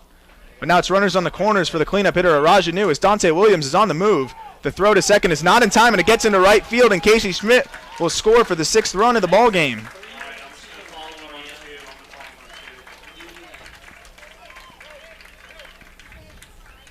So a good job by Donta Williams to swipe second base. The throw short hopped the shortstop in Olsen and got by him into center field. Schmidt was able to walk into home plate easily. And it's now 6-1, and Williams knocks second base out of its hole over there. The second time we've seen it happen, and Coach Ken Jarrett will have to run out there and remedy the situation. Ken Jarrett, the surgeon. Oh, I love it. Let's see if he can wrap it up in record time. Good rally by the Kettleers. They never really flinched after starting on pretty slow against Mondak, the starter for Hyannis. Obviously put up the 4 runs in the 4th with the Chavers 3-run bomb. And then 2 more coming home with 2 outs in the 5th. Forcing the hand of Hyannis. That's the first error on the day with a bad throw from McDaniel. First and third situation. I was surprised that he threw it in the first place, but I get it. They were trying to get an out when they needed it, and just the lack of execution allows the Kettleers to put another one home to lead 6-1. And not much help from his shortstop Olsen, who could have bodied that one up and kept it from going into center field. So now another runner in scoring position. The Kettleers keep doing damage with 2 outs. All 6 runs scored in this ball game with 2 away. And Arajanu tries to make it 7, looking for his first hit. He's 0 for 2. 1-0 pitch misses up and out. Ball 2. We talked about how it's been a tough go for Anu. Just 1 for his last 28. That one hit, of course, was a triple against Wareham to put them up. But it's been tough going all around that one hit. Well, it's softly lifted into left field. It should be playable. Ranging over is Hauver. And he makes the grab. But not before the Kettleers add 2 more. It's now 6-1 in favor of Cotuit here at Lowell Park. We'll go into the top of the 6th. You're listening to Cotuit Kettleers Baseball on the Cape Cod Baseball Network.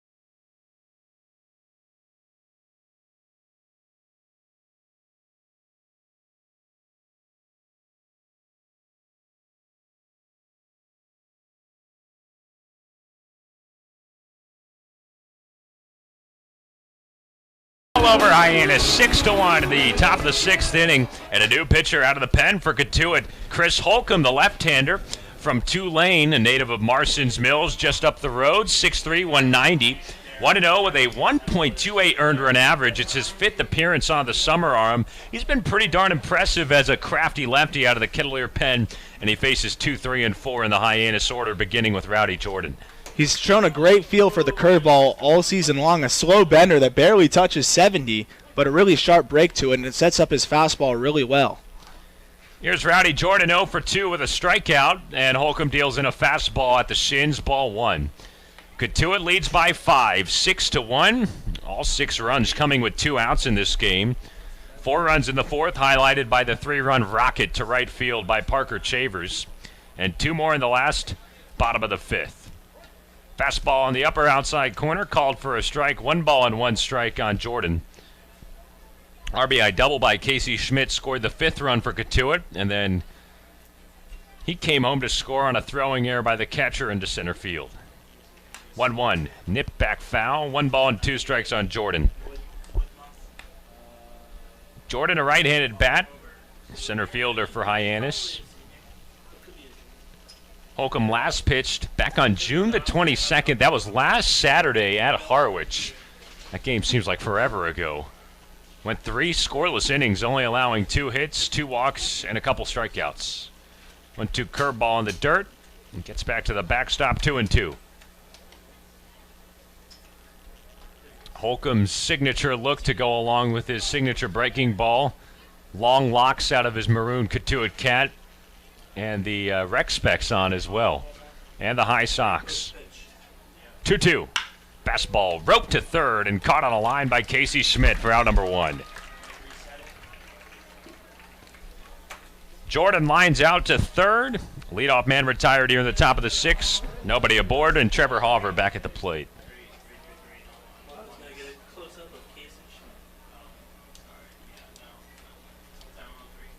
Hauver, a left-handed batting left fielder, 1 for 2 with a single and a stolen base today. Holcomb delivers a breaking ball, low in the dirt, 1 ball and no strikes. 66 miles an hour on that last bender.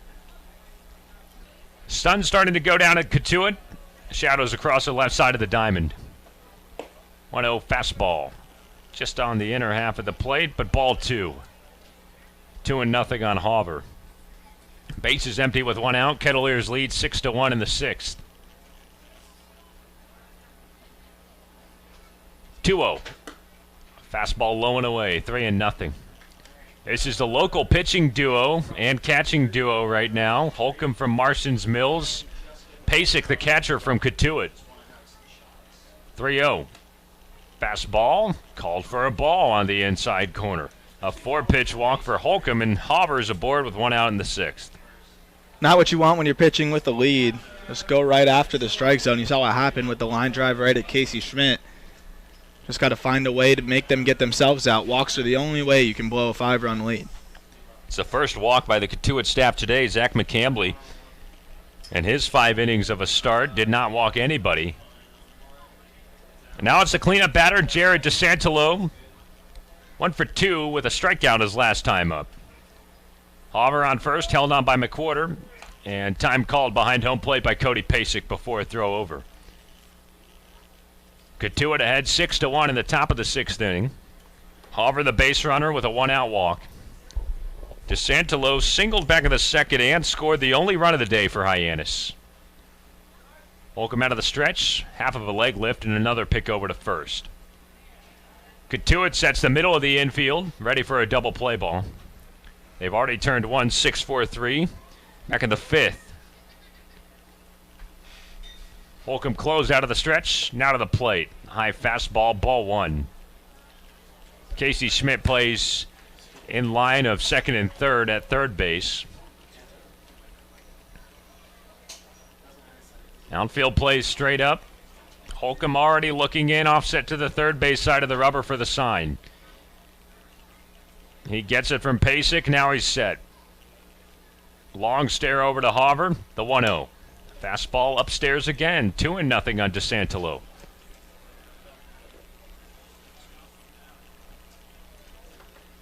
Cotuit started off slow. Hyannis got out to a 1-0 lead in the second. Kettleers have scored 6 unanswered. Top of 6, 1 on and 1 out, and another throw over to check on Hauver. Parker Chavers with a 3-run home run, his second of the summer. Casey Schmidt with an RBI double back in the 5th to lead the charge. 2-0 on DeSantolo, and a fastball right down the pipe for a called strike.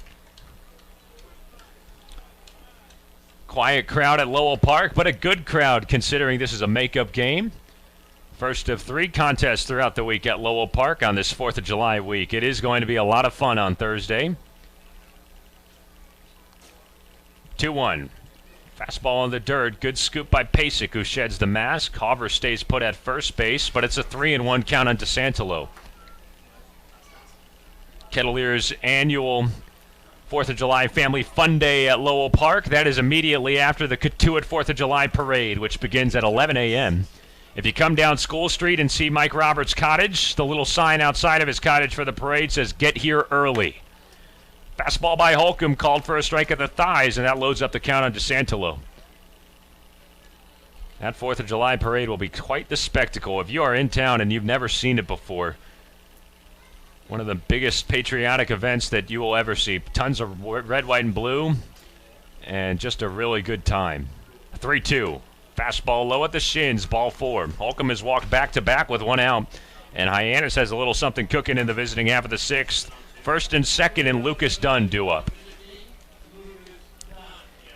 Cody Pasek goes out onto the mound to meet with his lefty and Holcomb. What do you think they're talking about here to try and sort this out? Just trying to calm him down, like I was saying before, when you're pitching with the lead. Just throw strikes. You got your defense behind you. A base hit isn't the worst thing in the world with nobody on. The only way you can really bite yourself in the back is when you start putting runners on without them earning it. And then one swing of the bat clears the bases, and all of a sudden, Hyannis is right back in this ball game. Lucas Dunn, the second baseman out of Louisville, 1 for 2 today. Popped out to first base his last time up in the 4th. He won't see a pitch for the moment. Mike Roberts comes out of the dugout, a slow walk into the shadows of the infield. And it looks like he wants to meet with his battery and the infield here. No signal to the bullpen yet. Roberts out with his arms folded over his chest to meet with Chris Holcomb, Cody Pasek, and company. Kettleers on top 6-1 in the top of the 6th inning. Runners on first and second after back-to-back walks by Chris Holcomb. No pitching change yet, but it looks like Kyle Nicholas is the man getting loose in the Kettleer pen up the left field line. Hard-throwing right-hander from Ball State. Ronaldo Cuckrum comes out from behind home plate. The umpire looks to speed things up a little bit in this meeting. He's right behind Mike Roberts, who's still talking. That's it for the mound visit. Mike Roberts with a little bit of a friendly word with Ronaldo, the home plate umpire. They're good. That's a mound meeting in the books. They keep track of that now here in the Cape League. And we'll look to resume play. Kettleers ahead 6-1. Dunn, the second baseman, bats from the right side, does a forward fold and stretches out the hammies. Now he's loose to get back into the batter's box. Chris Holcomb looking for some control and for the sign from Pasek. First and second, 1 out. Nobody holding on the runners. Infield at double play depth. Chris set, closed off from the stretch.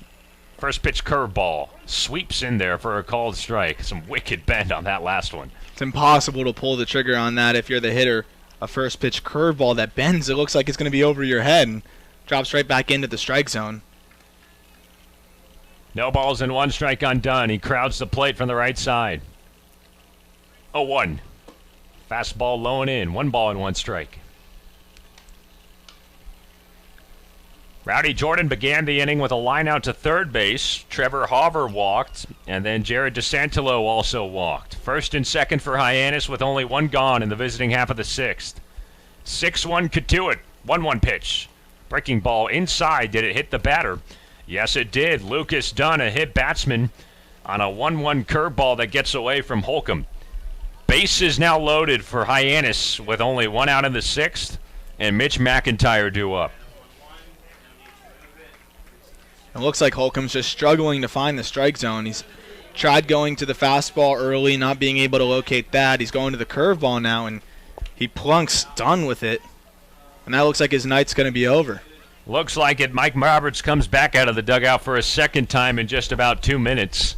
And it looks like Kyle Nicholas is set to come out of the bullpen for the Kettleers. Well, Chris Holcomb starts things off. He gets the leadoff batter, but he allows the next 3 to reach base. 2 walks and a hit batsman, and Hyannis has a chance to climb back into this one. Bases loaded with 1 out in the top of the 6th. Kettleers still have the lead. 6-1. We'll be right back in just a moment with the new pitcher. This is Cotuit Kettleers Baseball on the Cape Cod Baseball Network. 1, 2, 3.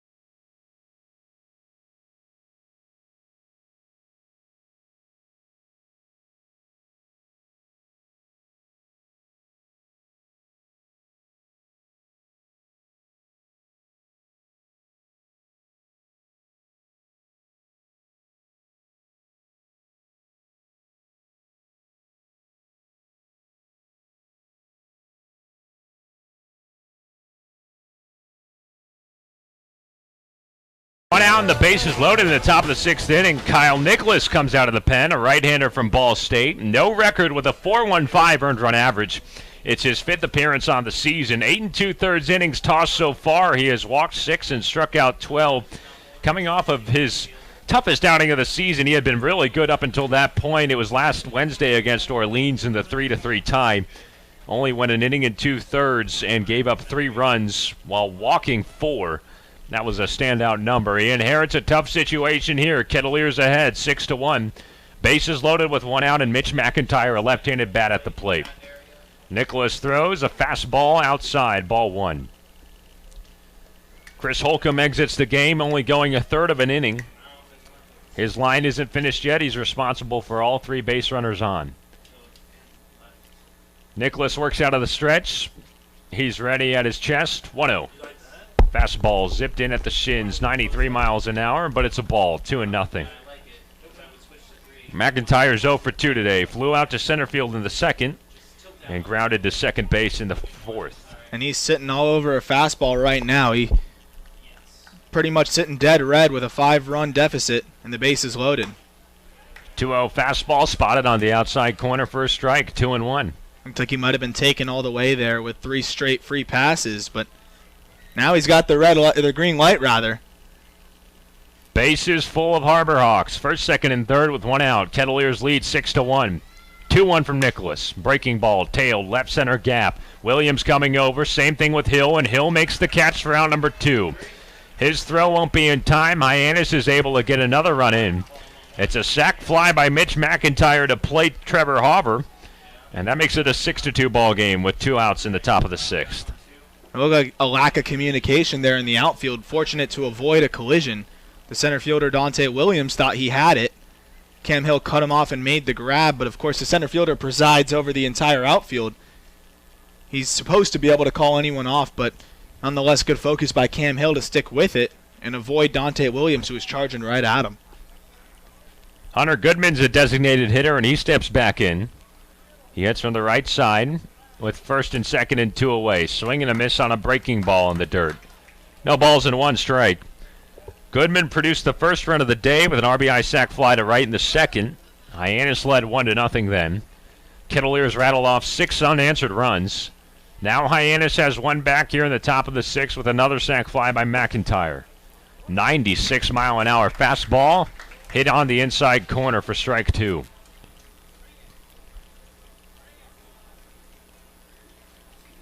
Dunn, the runner on second base. DeSantolo off, or Dunn on first base and DeSantolo off second base.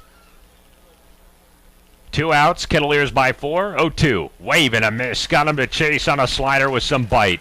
And Nicholas finishes up the job out of the bullpen with a strikeout. And we are done with the top of the 6th inning. Hyannis gets 1 run back on no hits, no errors, and a couple left. And we are on to the bottom of 6. Kettleers lead at 6-2 on the Cape Cod Baseball Network.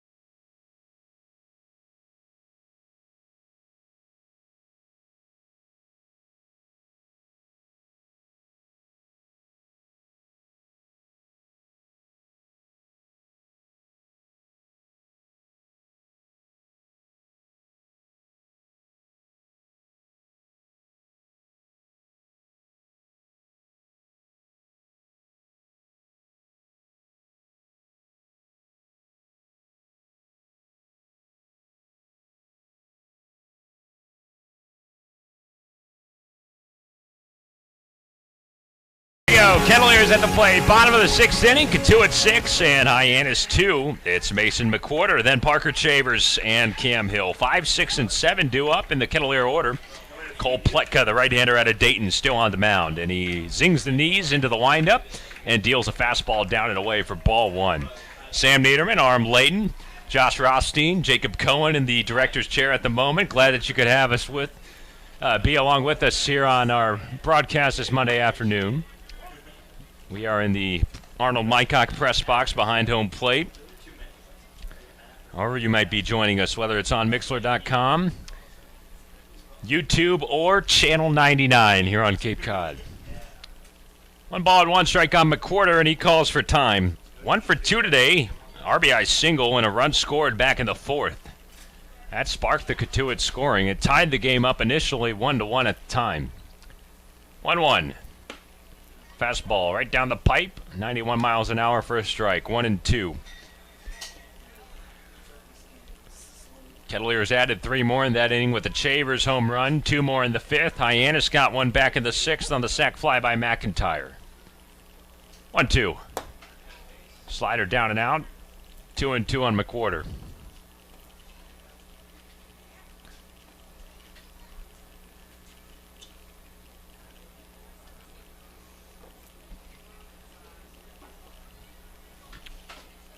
Pletka's 2-2.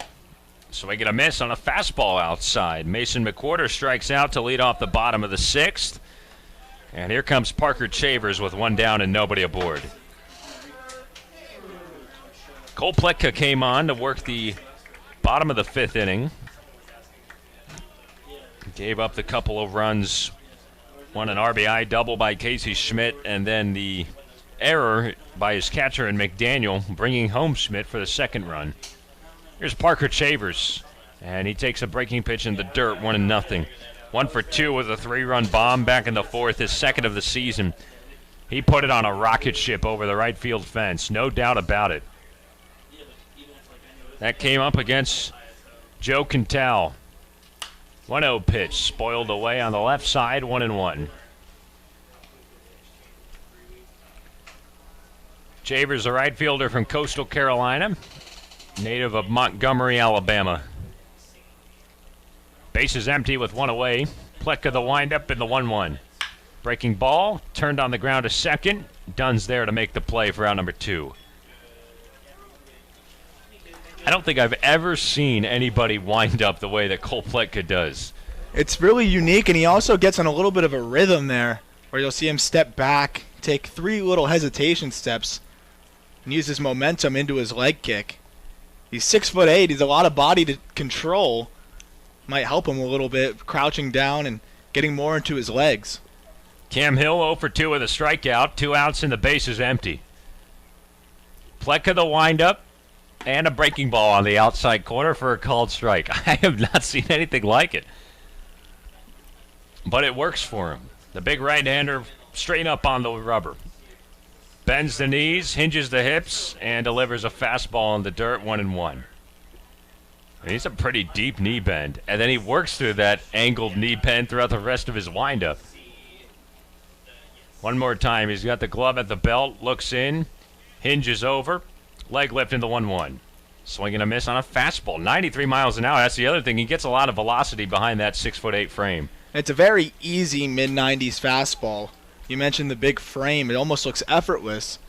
Figure he might have a lot more in that arm, and that probably excites a lot of pro scouts looking at this 6'8" right-handed pitcher. 1-2 curve just off the plate despite a decent frame by McDaniel. 2-2. Cotuit's on top, 6-2 in the bottom of the 6th. 2 outs and the base is empty for Cam Hill. The 4-run fourth by the Kettleers. That's the difference. All 6 runs for Cotuit scored with 2 outs in this one. 2-2. Curveball on the outside corner for a strike 3 called. Cole Pletka gets Cam Hill looking. That is his 3rd strikeout of this afternoon, and retires the side here in the home half of the 6th. No runs on no hits, no errors, and nobody left on base for the Kettleers. We'll be back in just a moment. Top of the 7th coming up. Cotuit 6 and Hyannis 2 in a Patriot Cup matchup on the Cape Cod Baseball Network.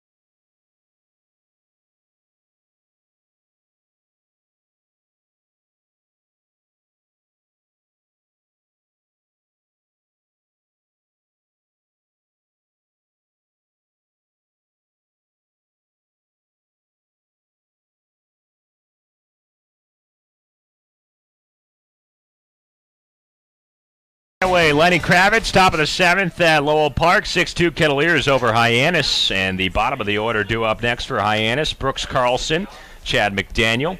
And then back to the top with Jackson Olsen. 8-9-1. Sam Niederman, Arm Layton, glad you're along with us on a Monday night. Arm, you doing all right, man? Doing well. Nice little bounce back from the Kettleers so far after getting shut out yesterday.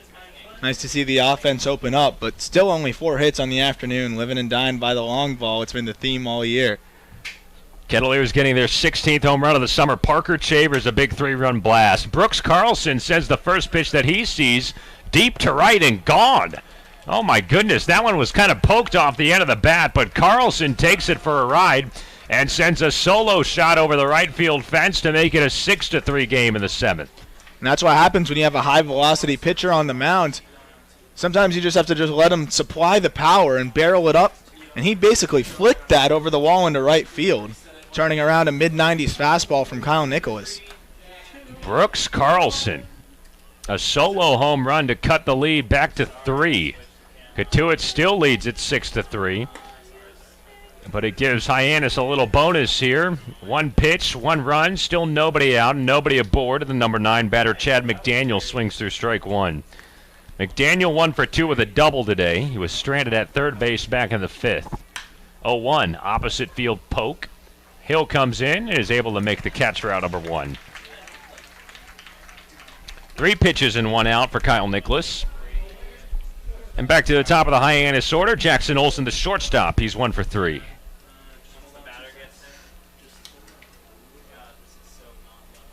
That's just the 5th hit that Nicholas has allowed all season long through nearly 10 innings. Brooks Carlson comes up with an opposite field home run to right. 6-3 Kettleers, 1 out, and the base is empty. Olsen climbs back in for the left side and takes a fastball on the outside corner, 95 miles an hour for a strike. Nicholas lines up, rocks back. Here's his 0-1. Breaking ball low at the ankles. 1 ball and 1 strike. Sun already setting down at Lowell Park. We are 2 hours and change into this one. Second of 6 total meetings between these rivals. 1-1. Fastball lifted. Foul on the left side. 97 on the radar gun from Nicholas. He's ahead. 1 ball and 2 strikes. Cotuit looking to secure a 2-0 lead in the Patriot Cup rivalry series over Hyannis. 1-2 fastball. Spiked it at 55 feet. Level count, 2-2. Kettleers in the home white pinstripes. Maroon letters and numbers. Maroon caps with the silver C on the front. Hyannis in the blue tops on white pants, trimmed in orange. 2-2. Fastball, lasered, left field line. That's fair. Could be extra bases for Olsen. He rounds first. Hill's got it in the left field corner. And it's a 1-out double for Jackson Olsen to get Hyannis with a little spark here in the top of the 7th. They've been all over Nicholas so far, just flicking the bat and driving it the other way. We saw 2 lefties hit shots over to left field, and now, of course, the right-handed hitter Carlson, who flicked the home run over the right field wall. Sometimes if it's 95, it doesn't matter if it's flat and you're not locating your off speed, and so far this is the most we've seen Nicholas get hit in this summer. Time called. It looks like Jackson Olsen at second base has something in his eye. Chad Gassman, the third base coach and manager for Hyannis, goes out there to check on his shortstop. Looks like he's all right.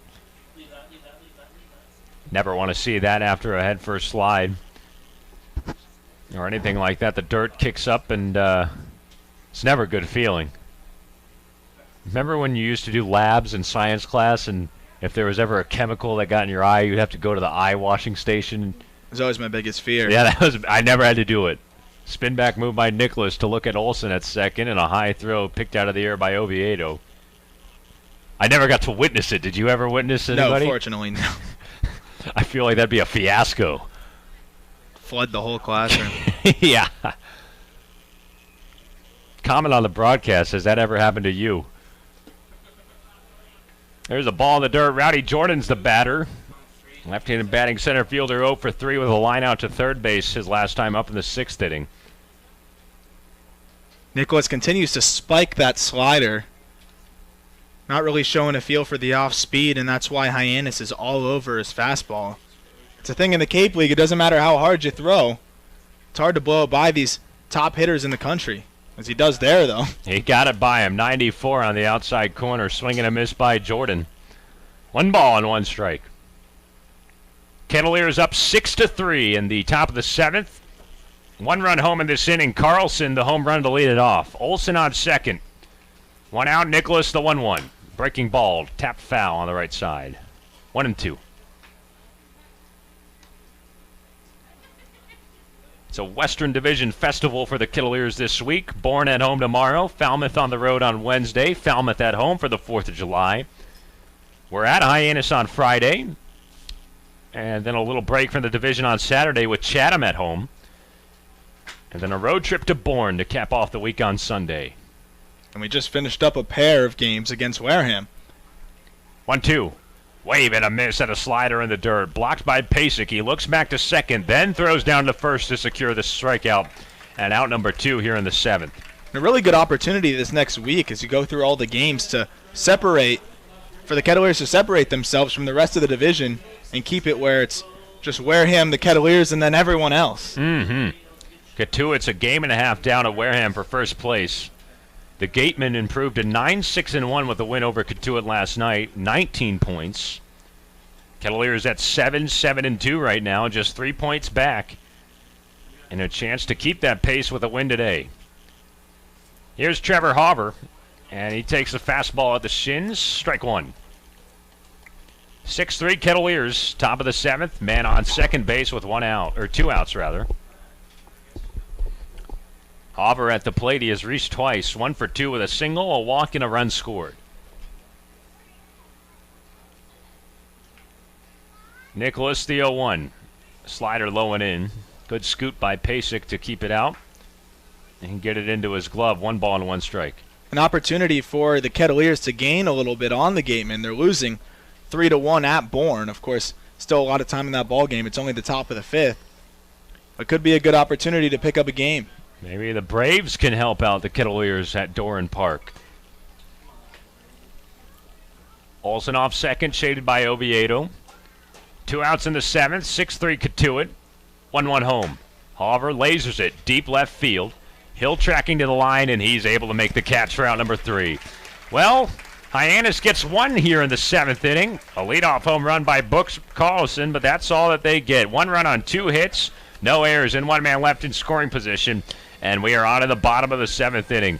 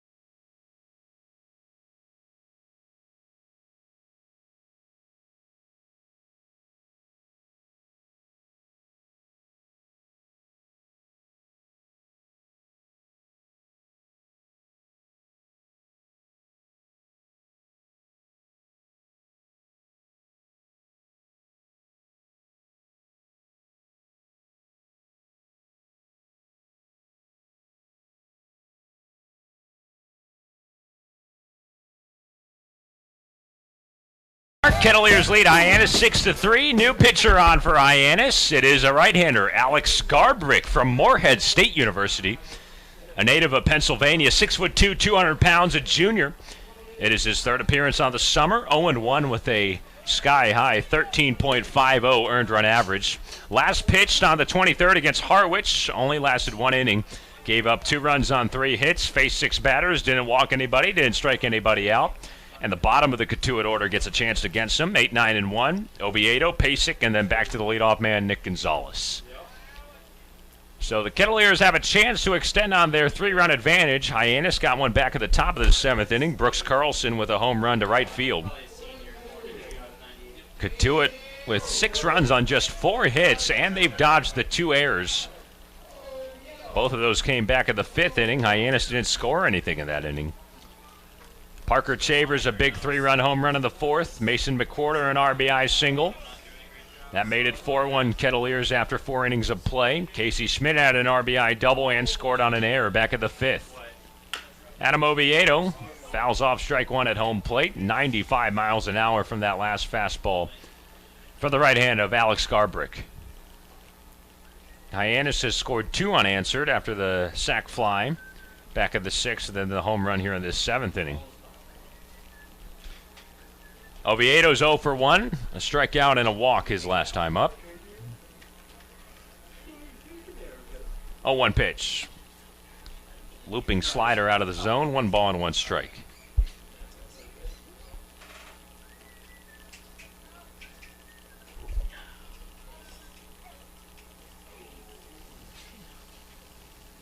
Wind up for Garbrick. Here's a 1-1. Fastball out, 2-1. The sun is behind the trees on the third base side. Soft blue sky above, fading into a very off-white color beyond the trees in the outfield. No wind. American flag at a standstill in left center. Another fastball foul for Oviedo, 2-2. Hyannis, the worst team in the Western Division at 3-11-1. Kettleers trying to chase down Wareham in second at 7-7-2.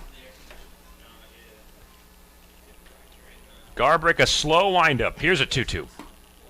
Curveball down and away. 3-2 on Oviedo. These two Barnstable rivals battling it out for the 16th Barnstable Patriot Cup. Kettleers looking to repeat and make it 8 in the last 9 seasons. Garbrick the 3-2. Fastball, check swing. Did he go? Did not go, according to Brian Troop, the first base umpire. And Adam Oviedo, is able to work his second walk of this contest. He's aboard to lead things off in the bottom of the 7th.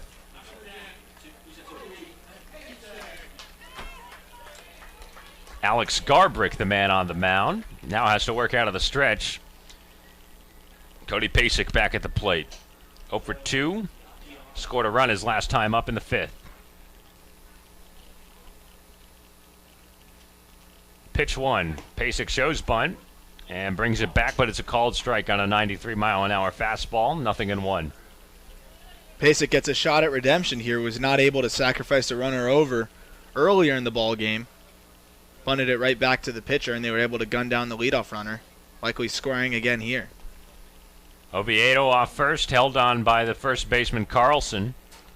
And a throw over from Garbrick.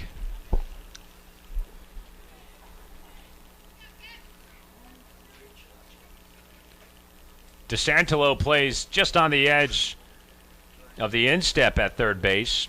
Now takes a couple of more shuffles into the grass. Pasek shows bunt, brings it back. Breaking ball in the dirt, dug out by McDaniel. 1 ball and 1 strike.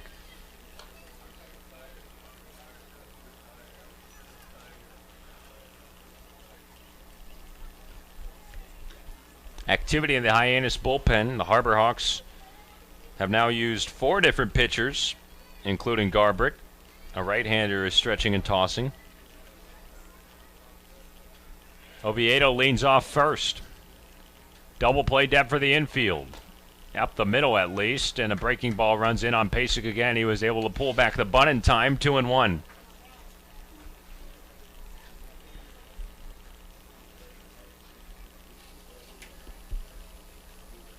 Kettleers 6, Hyannis 3. Bottom 7, man on first with nobody out. DeSantolo creeps in from third, 2-1. High fastball, and Pasek is able to lean out of the way. It's 3-1. It's like Garbrick's trying to bust Pasek inside to force him to jam the bunt back up at him, but not able to locate on the inner half. Almost lost that one up and in on him.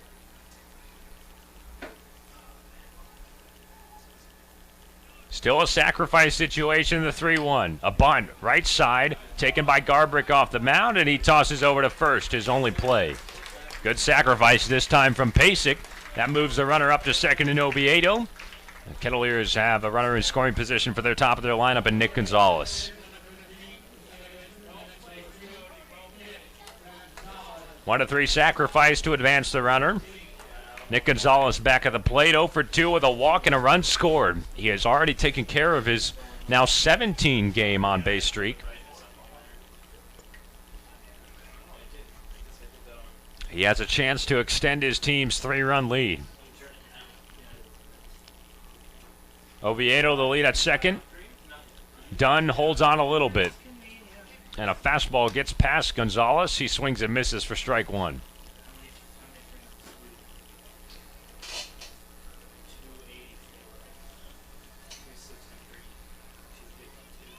Six-3 Kettleers in the bottom of the seventh. Hyannis got one back in the top of this inning on the Carlson home run. Garbrick from the stretch looks back to second. Now kicks and deals. Fastball out. 1 ball and 1 strike on Gonzales.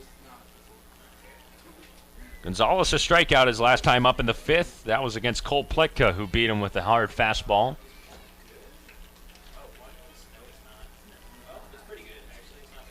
Almost all of the diamond covered up in the shadows, only right field still in the sun. Man on second with 1 out. Dunn teases to cover at second, and Gonzales sends one in the air, deep right field near the foul pole, and McIntyre nearly flags it down but wasn't able to get there. It drops down for strike 2.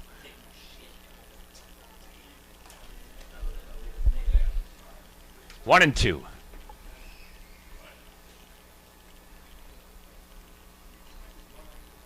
This is the beginning of a long gauntlet stretch for the Kettleers.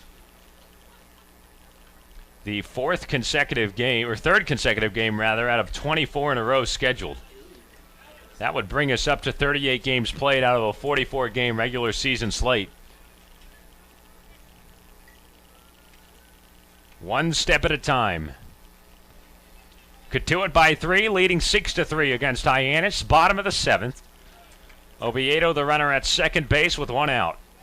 1 ball and 2 strikes on Nick Gonzales, who pulses his front left foot. Breaking pitch from Garbrick, scoots up the first baseline. McDaniel knocked it down but wasn't able to gather, and Oviedo dusts into third base on a pass ball. Great dirt ball read there by Oviedo, able to get to third base with just 1 out. That's huge. Now a fly ball scores a run and the infield draws in. Easier for Gonzales to poke one through. Hyannis brings the infield in. The Harbor Hawks, who have only won 3 games out of their first 15, know the urgency of this situation. Trying to keep it at a 3-run contest. Kettleers control at 6-3. Man on third with 1 away. 2-2 to Gonzales. Wave and a miss. Cut him inside with a slider. And Garbrick gets a strikeout of the leadoff man here. 2 down here in the seventh. Rare that you see Nick Gonzales strike out once in a game, let alone twice, and he's now struck out in back-to-back at-bats. Next up, Casey Schmidt, 1 for 3 with a double, RBI, and a run scored. All of that came back in the fifth. Hyannis plays the infield back at normal depth. Garbrick still out of the stretch with Oviedo off third. Schmidt crowds the plate from the right-handed batter's box. First pitch, swing and a miss at a slider. Good off-speed pitch. That's what Garbrick went to get Gonzales, and he's ahead on Schmidt, 0-1. Cotuit 4 runs in the fourth, 2 runs in the fifth, all of them with 2 outs. Hyannis a run in the second, sixth, and seventh. Garbrick's 0-1. Breaking pitch, down and outside. Check swing from Schmidt did not go around. 1 ball and 1 strike. Kettleers with a 6-3 advantage in the home half of the seventh inning at Lowell Park.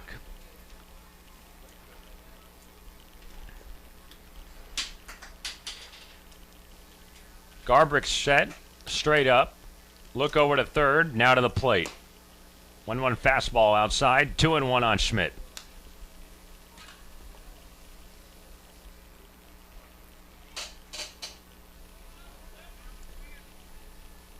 Still a good handful of fans still looking on for the third base side.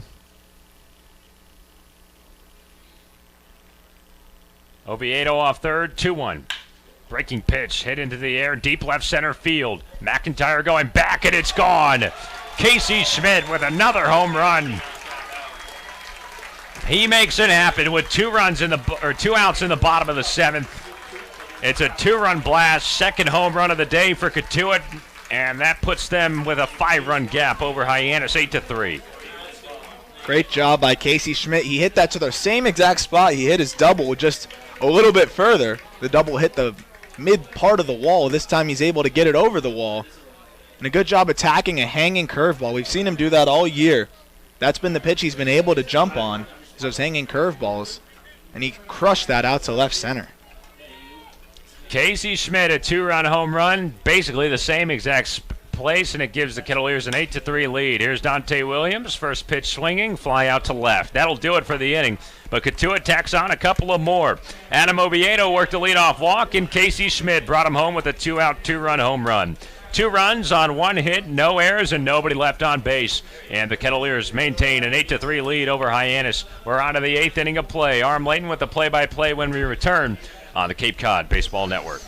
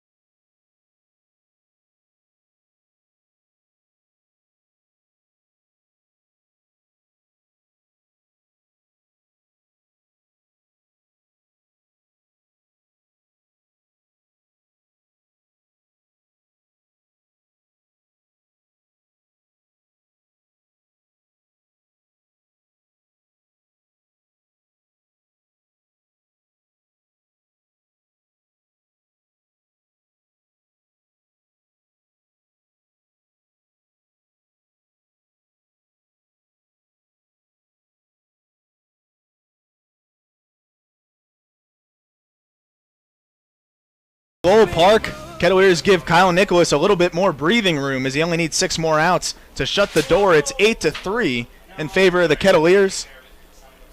Middle of the order for Hyannis, it's Jared DeSantolo, Lucas Dunn, then Mitch McIntyre.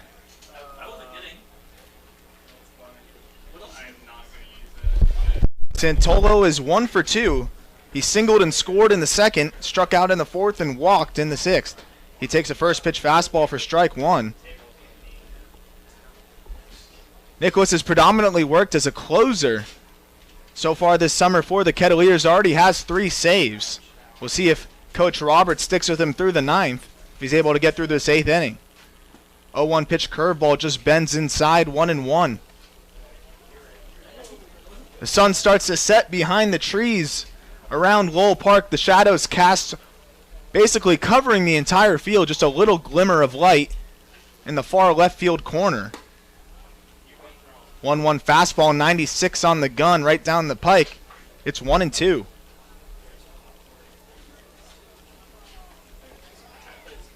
Infield plays straight up. Casey Schmidt a little bit to his left in deep third base. Nick Gonzales on the edge of the right field grass. Fastball up and in. So 2-2 to the cleanup hitter, DeSantolo. Then Lucas Dunn, Mitch McIntyre. 3 runs on 7 hits for Hyannis. 8 runs on 5 hits for Cotuit. As Nicholas misses down and away, it's full.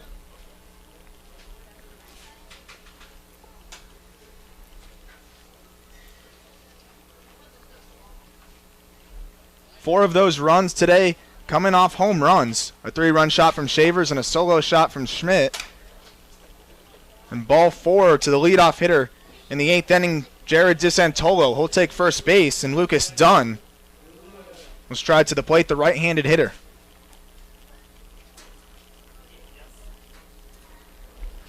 Dunn 1 for 2 as well. He singled right after DeSantolo in the second inning, back-to-back singles.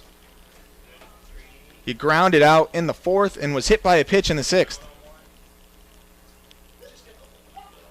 Nicholas now out of the stretch, picks off over to first base. He's back easily.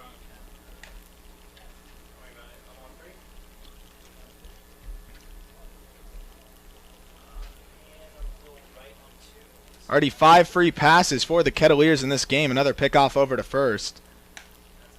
Coach Roberts mentioned in the pregame interview he really wanted to have his staff focus on throwing strikes. They've struggled with that a little bit today from top to bottom.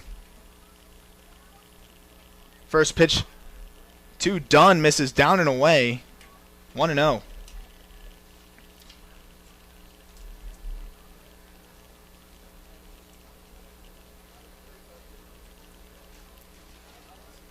Nicholas, a guy who can strike out a lot of batters, but control was an issue for him at Ball State. Another curveball misses low, blocked by Pasek. He struck out 78 in just 51 2/3 innings, but he also walked 47. Nearly a walk an inning. And Coach Roberts will go talk to his right-handed reliever. We'll see if he sticks with him or if he's just calming him down.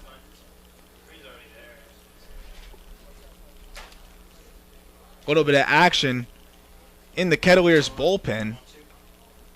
There's a couple guys start to stretch and toss, so it looks like Nicholas will remain in for the time being. So it's 8-3 in favor of Cotuit here at Lowell Park on a Monday, a beautiful day. No rain in the forecast for the next few days, something the Cape Cod League needed. Already encroaching on 30 cancellations due to weather in this summer already. It's been a tough go. Coach Roberts called it the worst weather he's seen since 2006.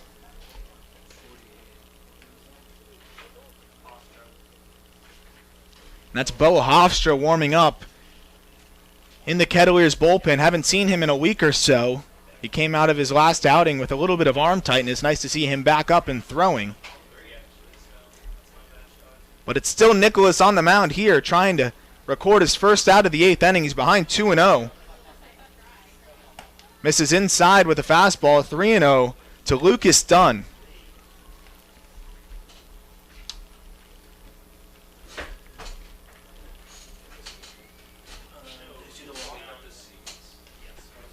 The 3-0 pitch taking all the way was done, and it misses down and away. So back-to-back walks for Kyle Nicholas here to start off the 8th. First and second, nobody out, and Mitch McIntyre will come to the plate.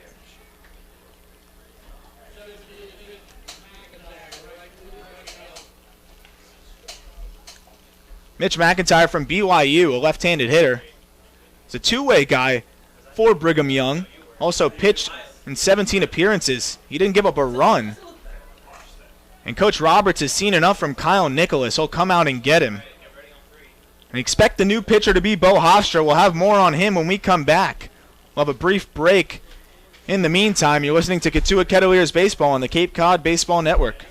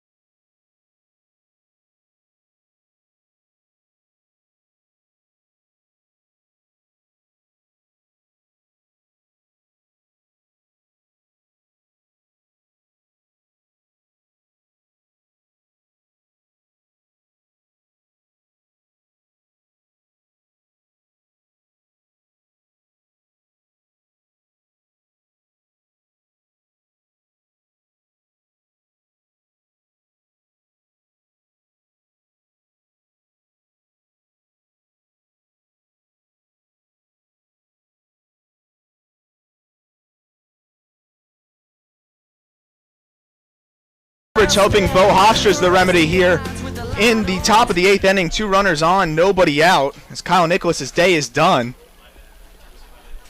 It's the first look we'll get at Bo Hofstra since he came out on June 23rd. He only faced 1 batter, had a little bit of arm tightness. Fortunately, he was okay, more precautionary. He came out, took about a week to make sure he was all good, and now he's back. He's making his 5th appearance.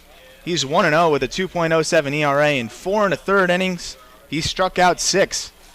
The big right-hander from Purdue stands at 6'5", 240 pounds. Another guy that can pump it into the mid-90s. He gets Mitch McIntyre. He pops one up.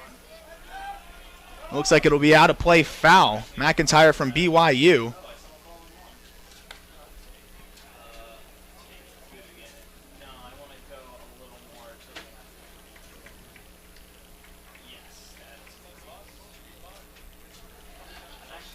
We haven't seen Hofstra in a while, Arm, and it's good to see him back because there was some concern about his health after the last time that he exited, but he's well rested. A big addition to this bullpen that's been struggling. We thought it would be a strength earlier in the season. Bo Hofstra was a big part of that. Now he's way ahead 0-2 to Mitch McIntyre. McIntyre was a football player also in high school. Lettered all 4 years. 0-2 spoiled away, out of play. And it's really good that Casey Schmidt hit that 2-run home run in the bottom of the 7th because McIntyre would have been representing the tying run at the plate. His bullpen has struggled a little bit with control this afternoon. Zach McCambley didn't walk a batter in 5 innings of 1-run ball, but now 4 different walks issued by Chris Holcomb and Kyle Nicholas. 0-2 misses in the dirt, 1-2. And Bo Hofstra's only walked 1 batter so far in his 4 1/3 innings. So we've been saying so frequently in this ball game, walks are the only way you can really start to hurt yourself when you're up 5 runs like the Kettleers are.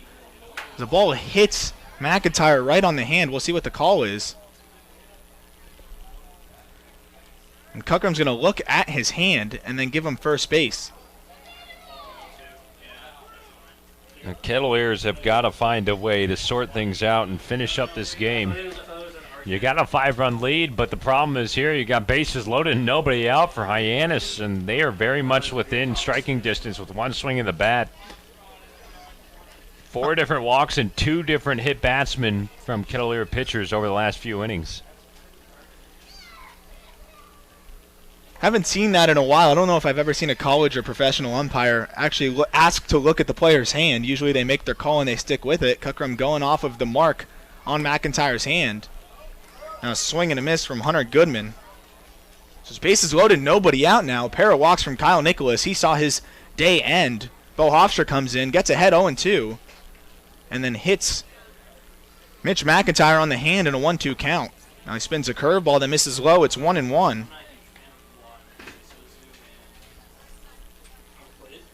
Brooks Carlson waits on deck. He flicked a home run over the right field wall in the 7th inning.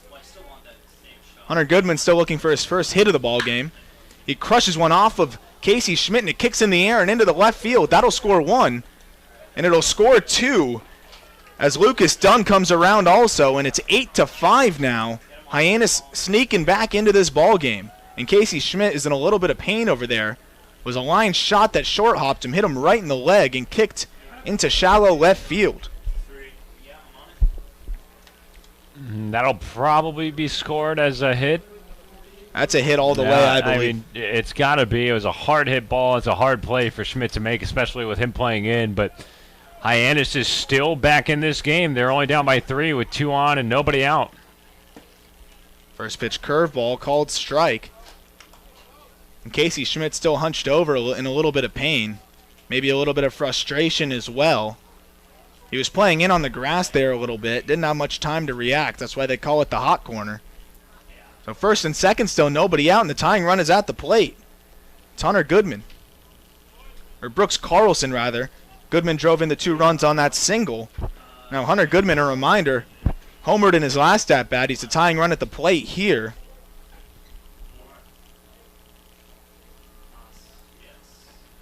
The 1-1. Fastball just misses off the plate away, 2-1. So that's 3 RBIs in the ball game for Hunter Goodman. He had a sac fly in the second. Now drove in 2 there on that line drive off the third baseman, Casey Schmidt. Now Bo Hofstra behind 2-1 to the 8-hitter, Brooks Carlson. The 2-1 pitch. Fastball misses low, 3-1. So Kettler's bullpen is struggling late in this ball game. Now 7:45 here. We had a 5 o'clock start. This game is slowed down mightily. And the sun's beginning to set. The 3-1 pitch. Fastball misses up and out. Bases are loaded here. Still none out. And the tying run's on first base.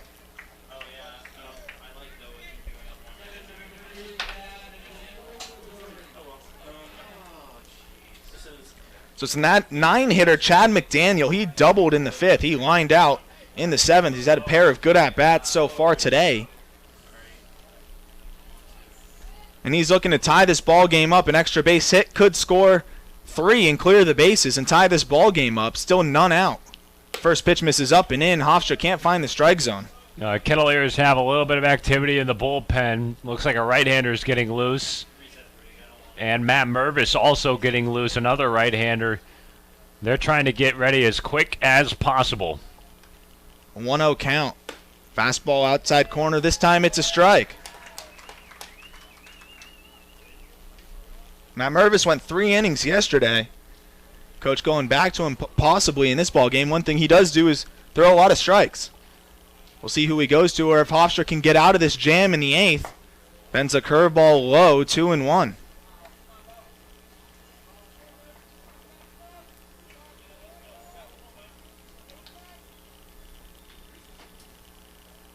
Bases loaded. Hyannis has already added 2 runs in this inning. Looking to add more, still none out. And Hofstra misses low, just below the knees, and it's 3-1. Got to get a strike if you're Bo Hofstra. There's nowhere to hide with the bases loaded and still nobody out. Absolutely, Sam. Nowhere to put him. Bases loaded. Got to come into him here. 3-1. McDaniel sitting dead red on a fastball. The 3-1 pitch. It's lifted out into shallow right field. Coming in is Shavers. He lays out and doesn't make the catch. It gets by him. That'll score 1. We'll see if another one comes around third. He is coming around, and he will score as well. It's now 8-7. As Mitch McIntyre and Hunter Goodman score.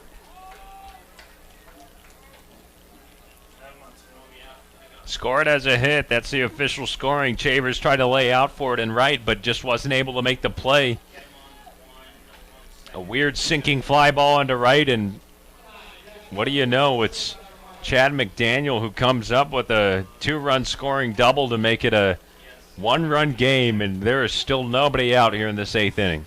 And Shavers going all out there trying to lay out for that ball. A risky proposition with the bases loaded and nobody out. It came back to bite him. The ball squirted past him down into right field.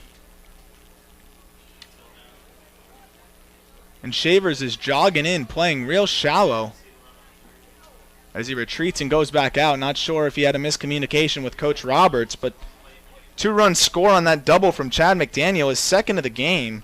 And all of a sudden it's 8-7. And Hyannis has a go-ahead run on second base with nobody out. Hofstra spikes a curveball. He's behind 1-0. You got to expect the Kettleers bullpen starting to ramp it up over there. Trying to get somebody loose as it's Hofstra's first outing since he was a little bit hobbled with that rough, tight right arm. I wonder if that's playing a little bit of a factor. So it's 1-0, 2 runners in scoring position, nobody out, and a ground ball back up the middle. Laying out is Nick Gonzales, making a spectacular grab and throws it on over to first to save 2 runs. That was a great play by Gonzales. What a sellout effort to keep that one in the infield. Then look back the lead runner at third base in Carlson and make the play calmly over to first. Well done with the infield playing in. It looks like Mike Roberts will keep him in with just 1 out and both runners still in scoring position. So a big out for Bo Hofstra, but he still needs another. A fly ball would tie this ball game up. A base hit could give Hyannis the lead.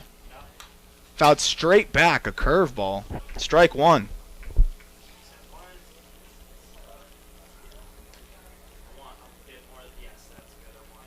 Hyannis led this ball game 1-0.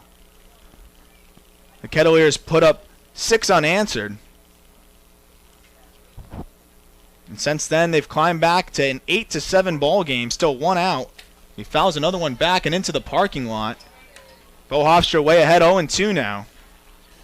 On deck is Trevor Hauver.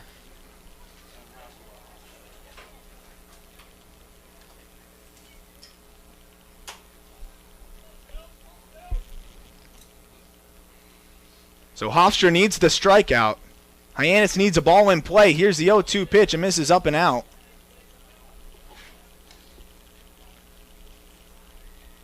Rowdey Jordan in this ball game, he's 0 for 4 with a pair of strikeouts.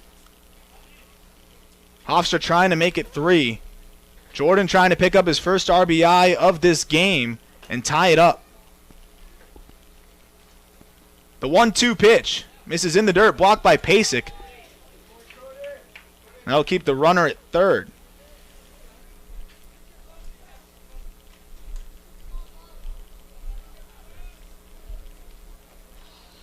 So McDaniel on third, he doubled. Brooks Carlson on second, he walked.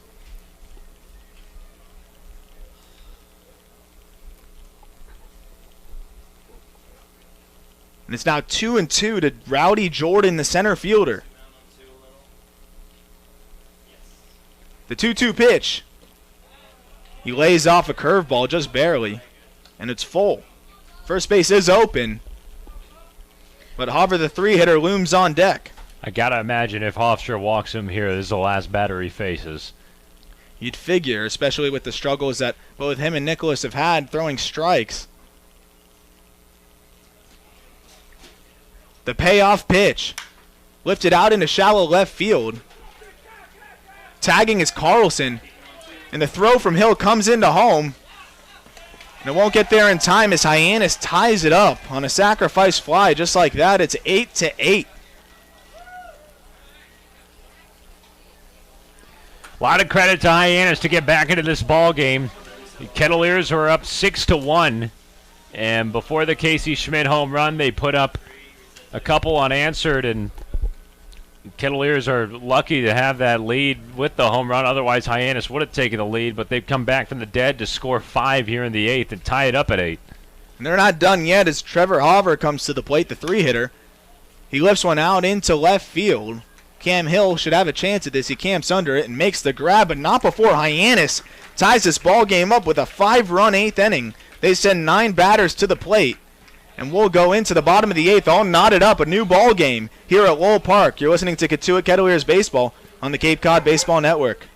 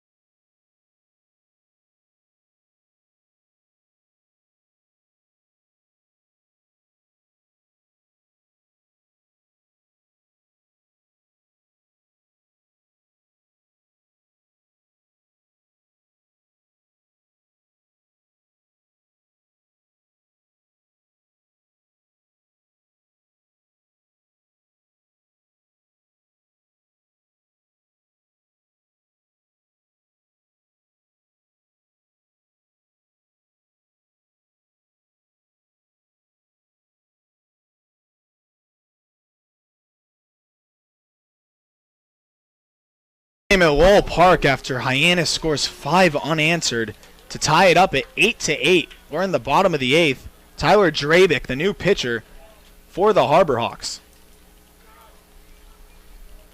Faces the switch hitting Arajanu from the left side, who swings through a changeup, strike one. Drabick from Kent State. He's a redshirt junior from North Canton, Ohio. Not too far from the Hall of Fame, the Football Hall of Fame, that is. Mm-hmm. The 0-1 pitch, another changeup, doubles up on him, and he swings through it. Anu's struggled to hit that off-speed pitch in his last 10 ball games. Has just the one hit. We know he can hit the fastball, but not really having much success waiting back on the off-speed. See what he gets here, 0-2. It's a fastball he crushes, but it's foul and way into the trees down the right field line. So Anu is 0 for 3 with a trio of flyouts to left field. He tries to stay alive, 0-2, and he crushes one out into right field. Back is McIntyre, and he'll watch it sail out of here. Arajanu gives the Kettleers a lead with a solo blast out to right field, and that's got to feel good if you're Araj. Arajanu comes up late. Wow, way to give the Kettleers the lead back. Great response and a big smile for Mike Roberts in the third base coaching box. He's been giving Araj plenty of opportunities, and he sat back there with 2 strikes, clobbered that ball to keep the Kettleers intact. And that's Anu's just his second hit in his last 29 at-bats. About 385 feet out there to right field. So Mason McWhorter comes to the plate, trying to pile on, add some more runs to this Kettleers' newfound lead.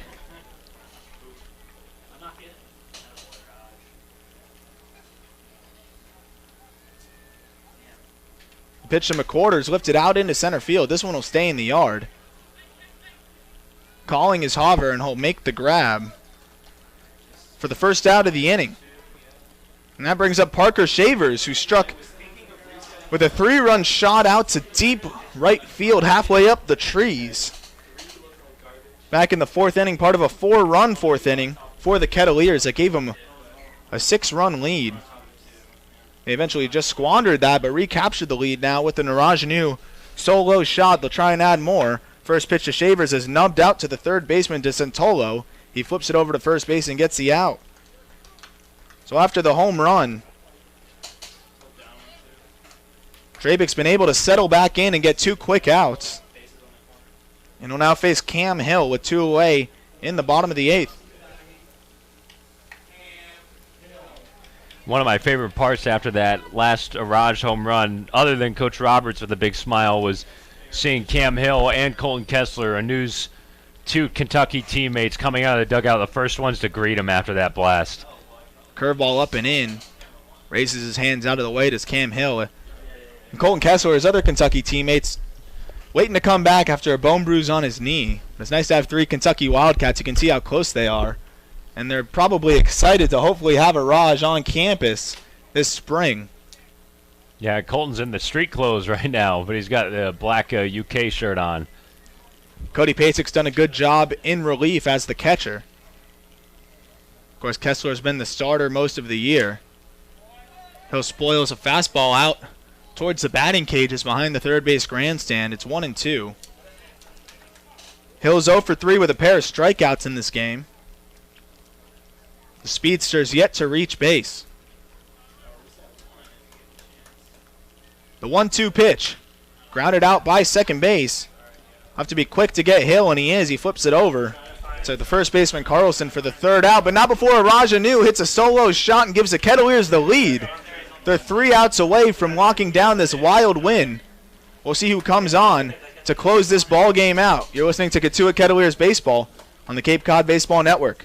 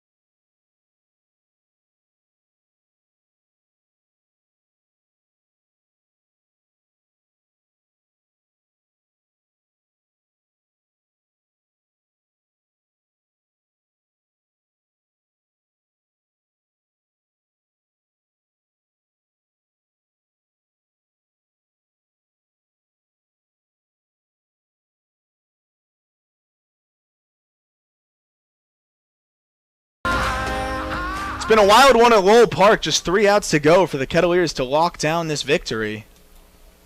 It's been a roller coaster of a ball game. Saw Hyannis take an early 1-0 lead.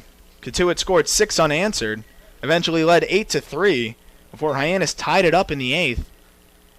And Cotuit took one more lead here in the bottom of the 8th with a solo shot off of the bat of Arajanu. They now lead 9-8, and Bo Hofstra's back out trying to nail down his first save of the summer. The 0-1 pitch swung on and missed. 0-2 to Jared DeSantolo. DeSantolo's 1 for 2 with a pair of walks and a single. He's scored twice today. On deck is Lucas Dunn, then Mitch McIntyre. Hofstra way ahead. The 0-2 pitch. Misses down in the dirt. Changeup that he spiked. It's 1-2. This is all about mental toughness for the Kettleers. Number one, the response to get back in the lead with a home run at the plate to break out of a big slump. That's an individual mentally tough moment. And now Bo Hofstra. 1-2 misses up and out. 2-2. Question is, can he rebound and can this team rebound and cap off a game in which it looked like they blew for a moment back in the 8th? The 2-2 pitch misses away. 3-2. And Hofstra struggled to stay in the strike zone. We'll see if Coach Roberts has him on a short leash here in the 9th. Only 1 run to spare. 9-8 in favor of the Kettleers. Top of the 9th inning. The 3-2 pitch lifted foul and out of play. We'll do 3-2 again.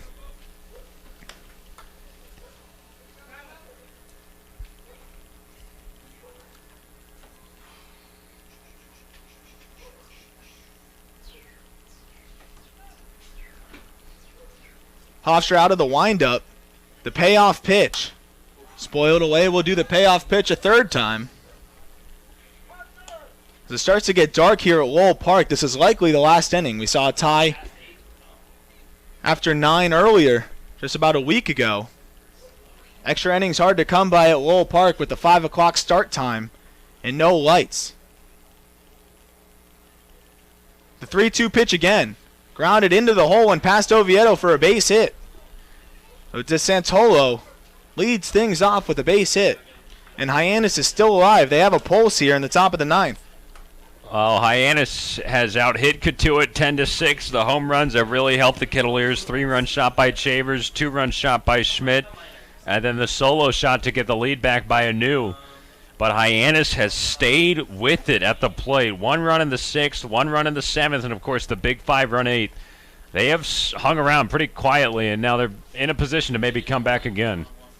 First pitch swinging. Swings right through it. Does Lucas Dunn. 0-1. Bo Hofstra gets ahead.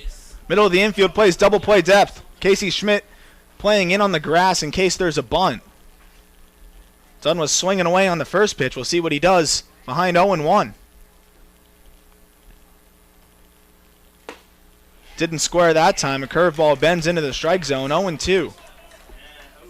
Mitch McIntyre waits on deck. Lucas Dunn has a pair of singles in this ball game. He was hit by a pitch in the 6th. Hofstra ahead 0-2 out of the set.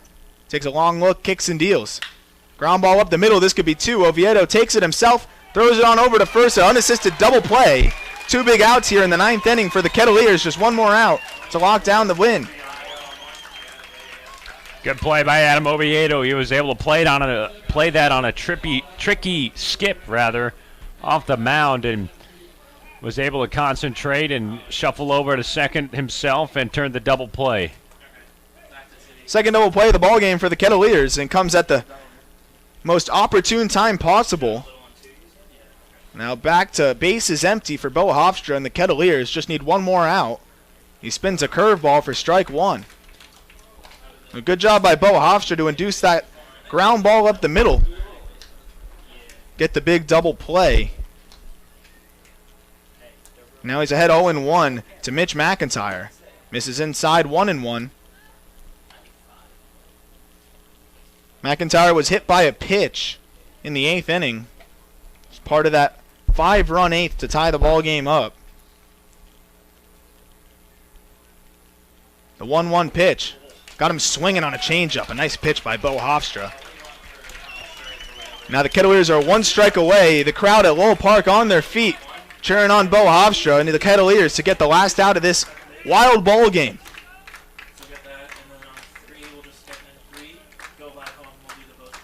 The 1-2 pitch, swing and a miss. The Kettleers get the win. Bo Hofstra strikes out Mitch McIntyre, and they hold on 9-8 in a wild ball game here at Lowell Park.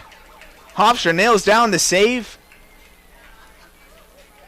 and that's the 8th win of the season for the Kettleers. Well, it was a little greasy, not quite the way that they wanted it in the end, not squeaky clean, and it required a comeback and a home run from Mirage Anu, but the Kettleers are able to find a way to get it done today. Long ball plays a big part at the plate, and the pitching was able to cap it off when they needed it most, despite a lot of walks and a bumpy ride out of the bullpen. And they all count the same in the win column. So the Kettleers will take it after a tough loss yesterday, 1-0 at Wareham. They bounce back. Now within a half game, if Wareham ends up losing and the score holds over at Bourne, it was 4-2 last time we took a look in favor of Bourne. You got a big week ahead. You mentioned earlier, Sam, a lot of Western Division opponents coming up, a big chance to separate themselves.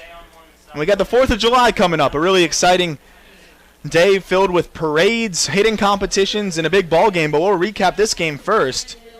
Back and forth all game long. It was Hyannis that actually took the lead initially, 1-0. The Kettleers scored 6 unanswered, eventually led 8-3. Kyle Nicholas came on in the 8th. He actually pitched a scoreless 7th, came back out for the 8th, struggled, walked a pair, and then he went to Bo Hofstra, who walked a couple more. Eventually, Hyannis would be able to scrape for 5 runs and tie up the ball game at 8. Felt like the momentum really shifted there, and the Kettleers might be in trouble, but that was when Iraj Anu in the 9th inning was able to hit a solo shot. His second hit in his last 30 at-bats. Couldn't have come at a better time for the Kettleers. He gives them the lead, and Bo Hofstra was able to settle back down in the 9th inning and close down the save. It's been a wild one. It's hard to forget that Zach McCambley turned in a great start. Yeah. 5 scoreless innings. He was really good. But 17 runs later between the two teams, it kind of buries Zach McCambley's fantastic start. What impressed you the most from Zach McCambley, if you can even remember? It feels like a lifetime ago. And his start today, he didn't have his best stuff.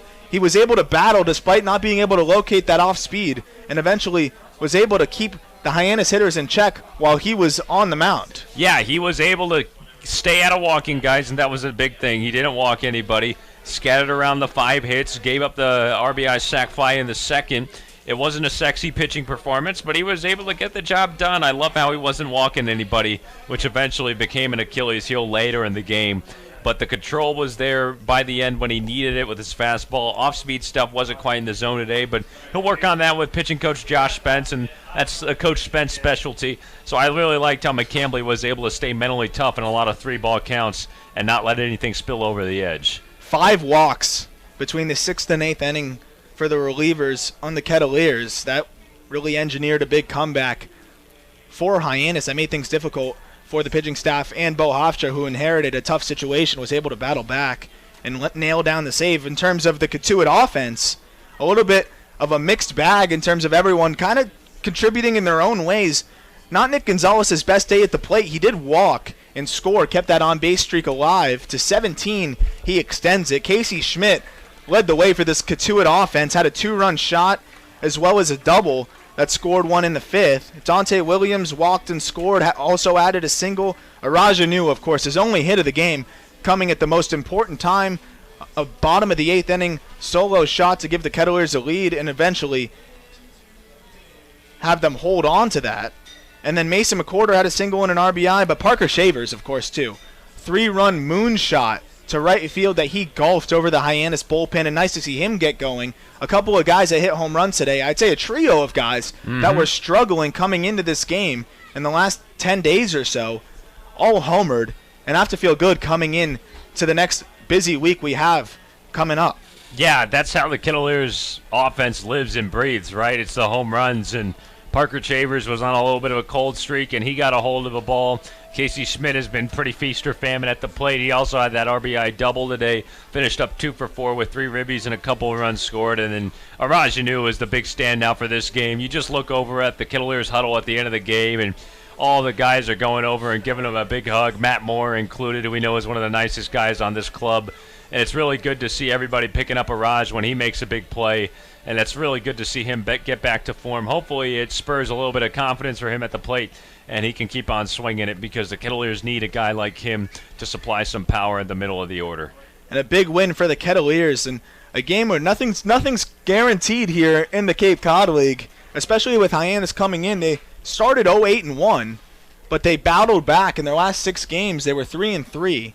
Starting to play a little bit of better baseball, picked up a couple reinforcements.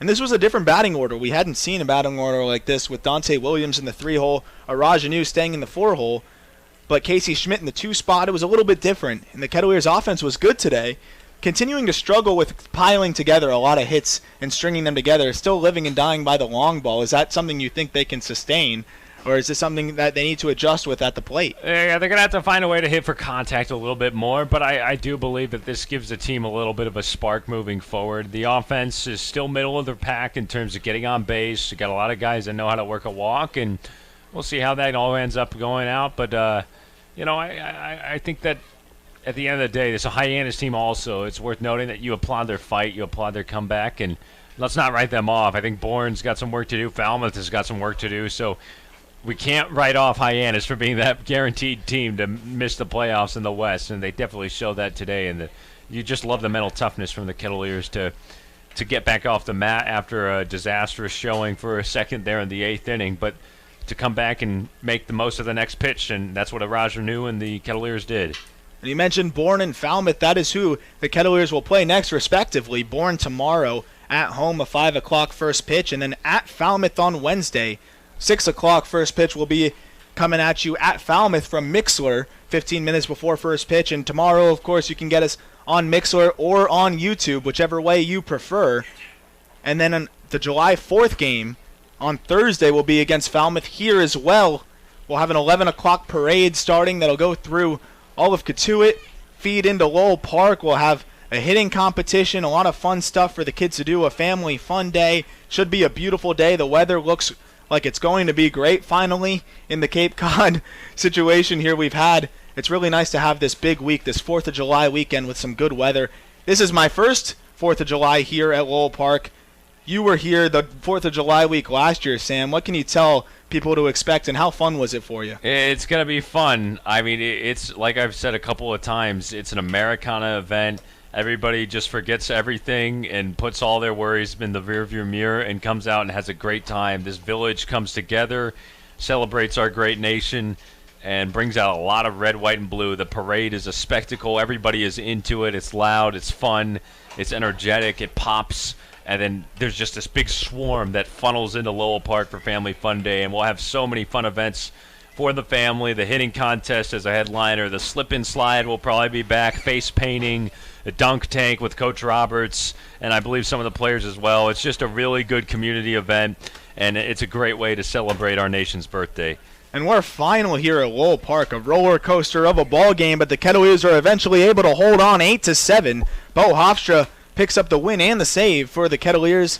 The loss going to Drabick of Hyannis. So be with us tomorrow. We're right back here at 5 o'clock against Bourne. 4:45, we will be live. For my partner, Sam Niederman, I'm Aram Layton. Thank you for listening to us. Hope you had a great weekend. Hope you have a great 4th of July weekend, and hope you spend it with us, as we'll be coming at you with live baseball all week long. Thank you for listening. Have a good remainder of your evening.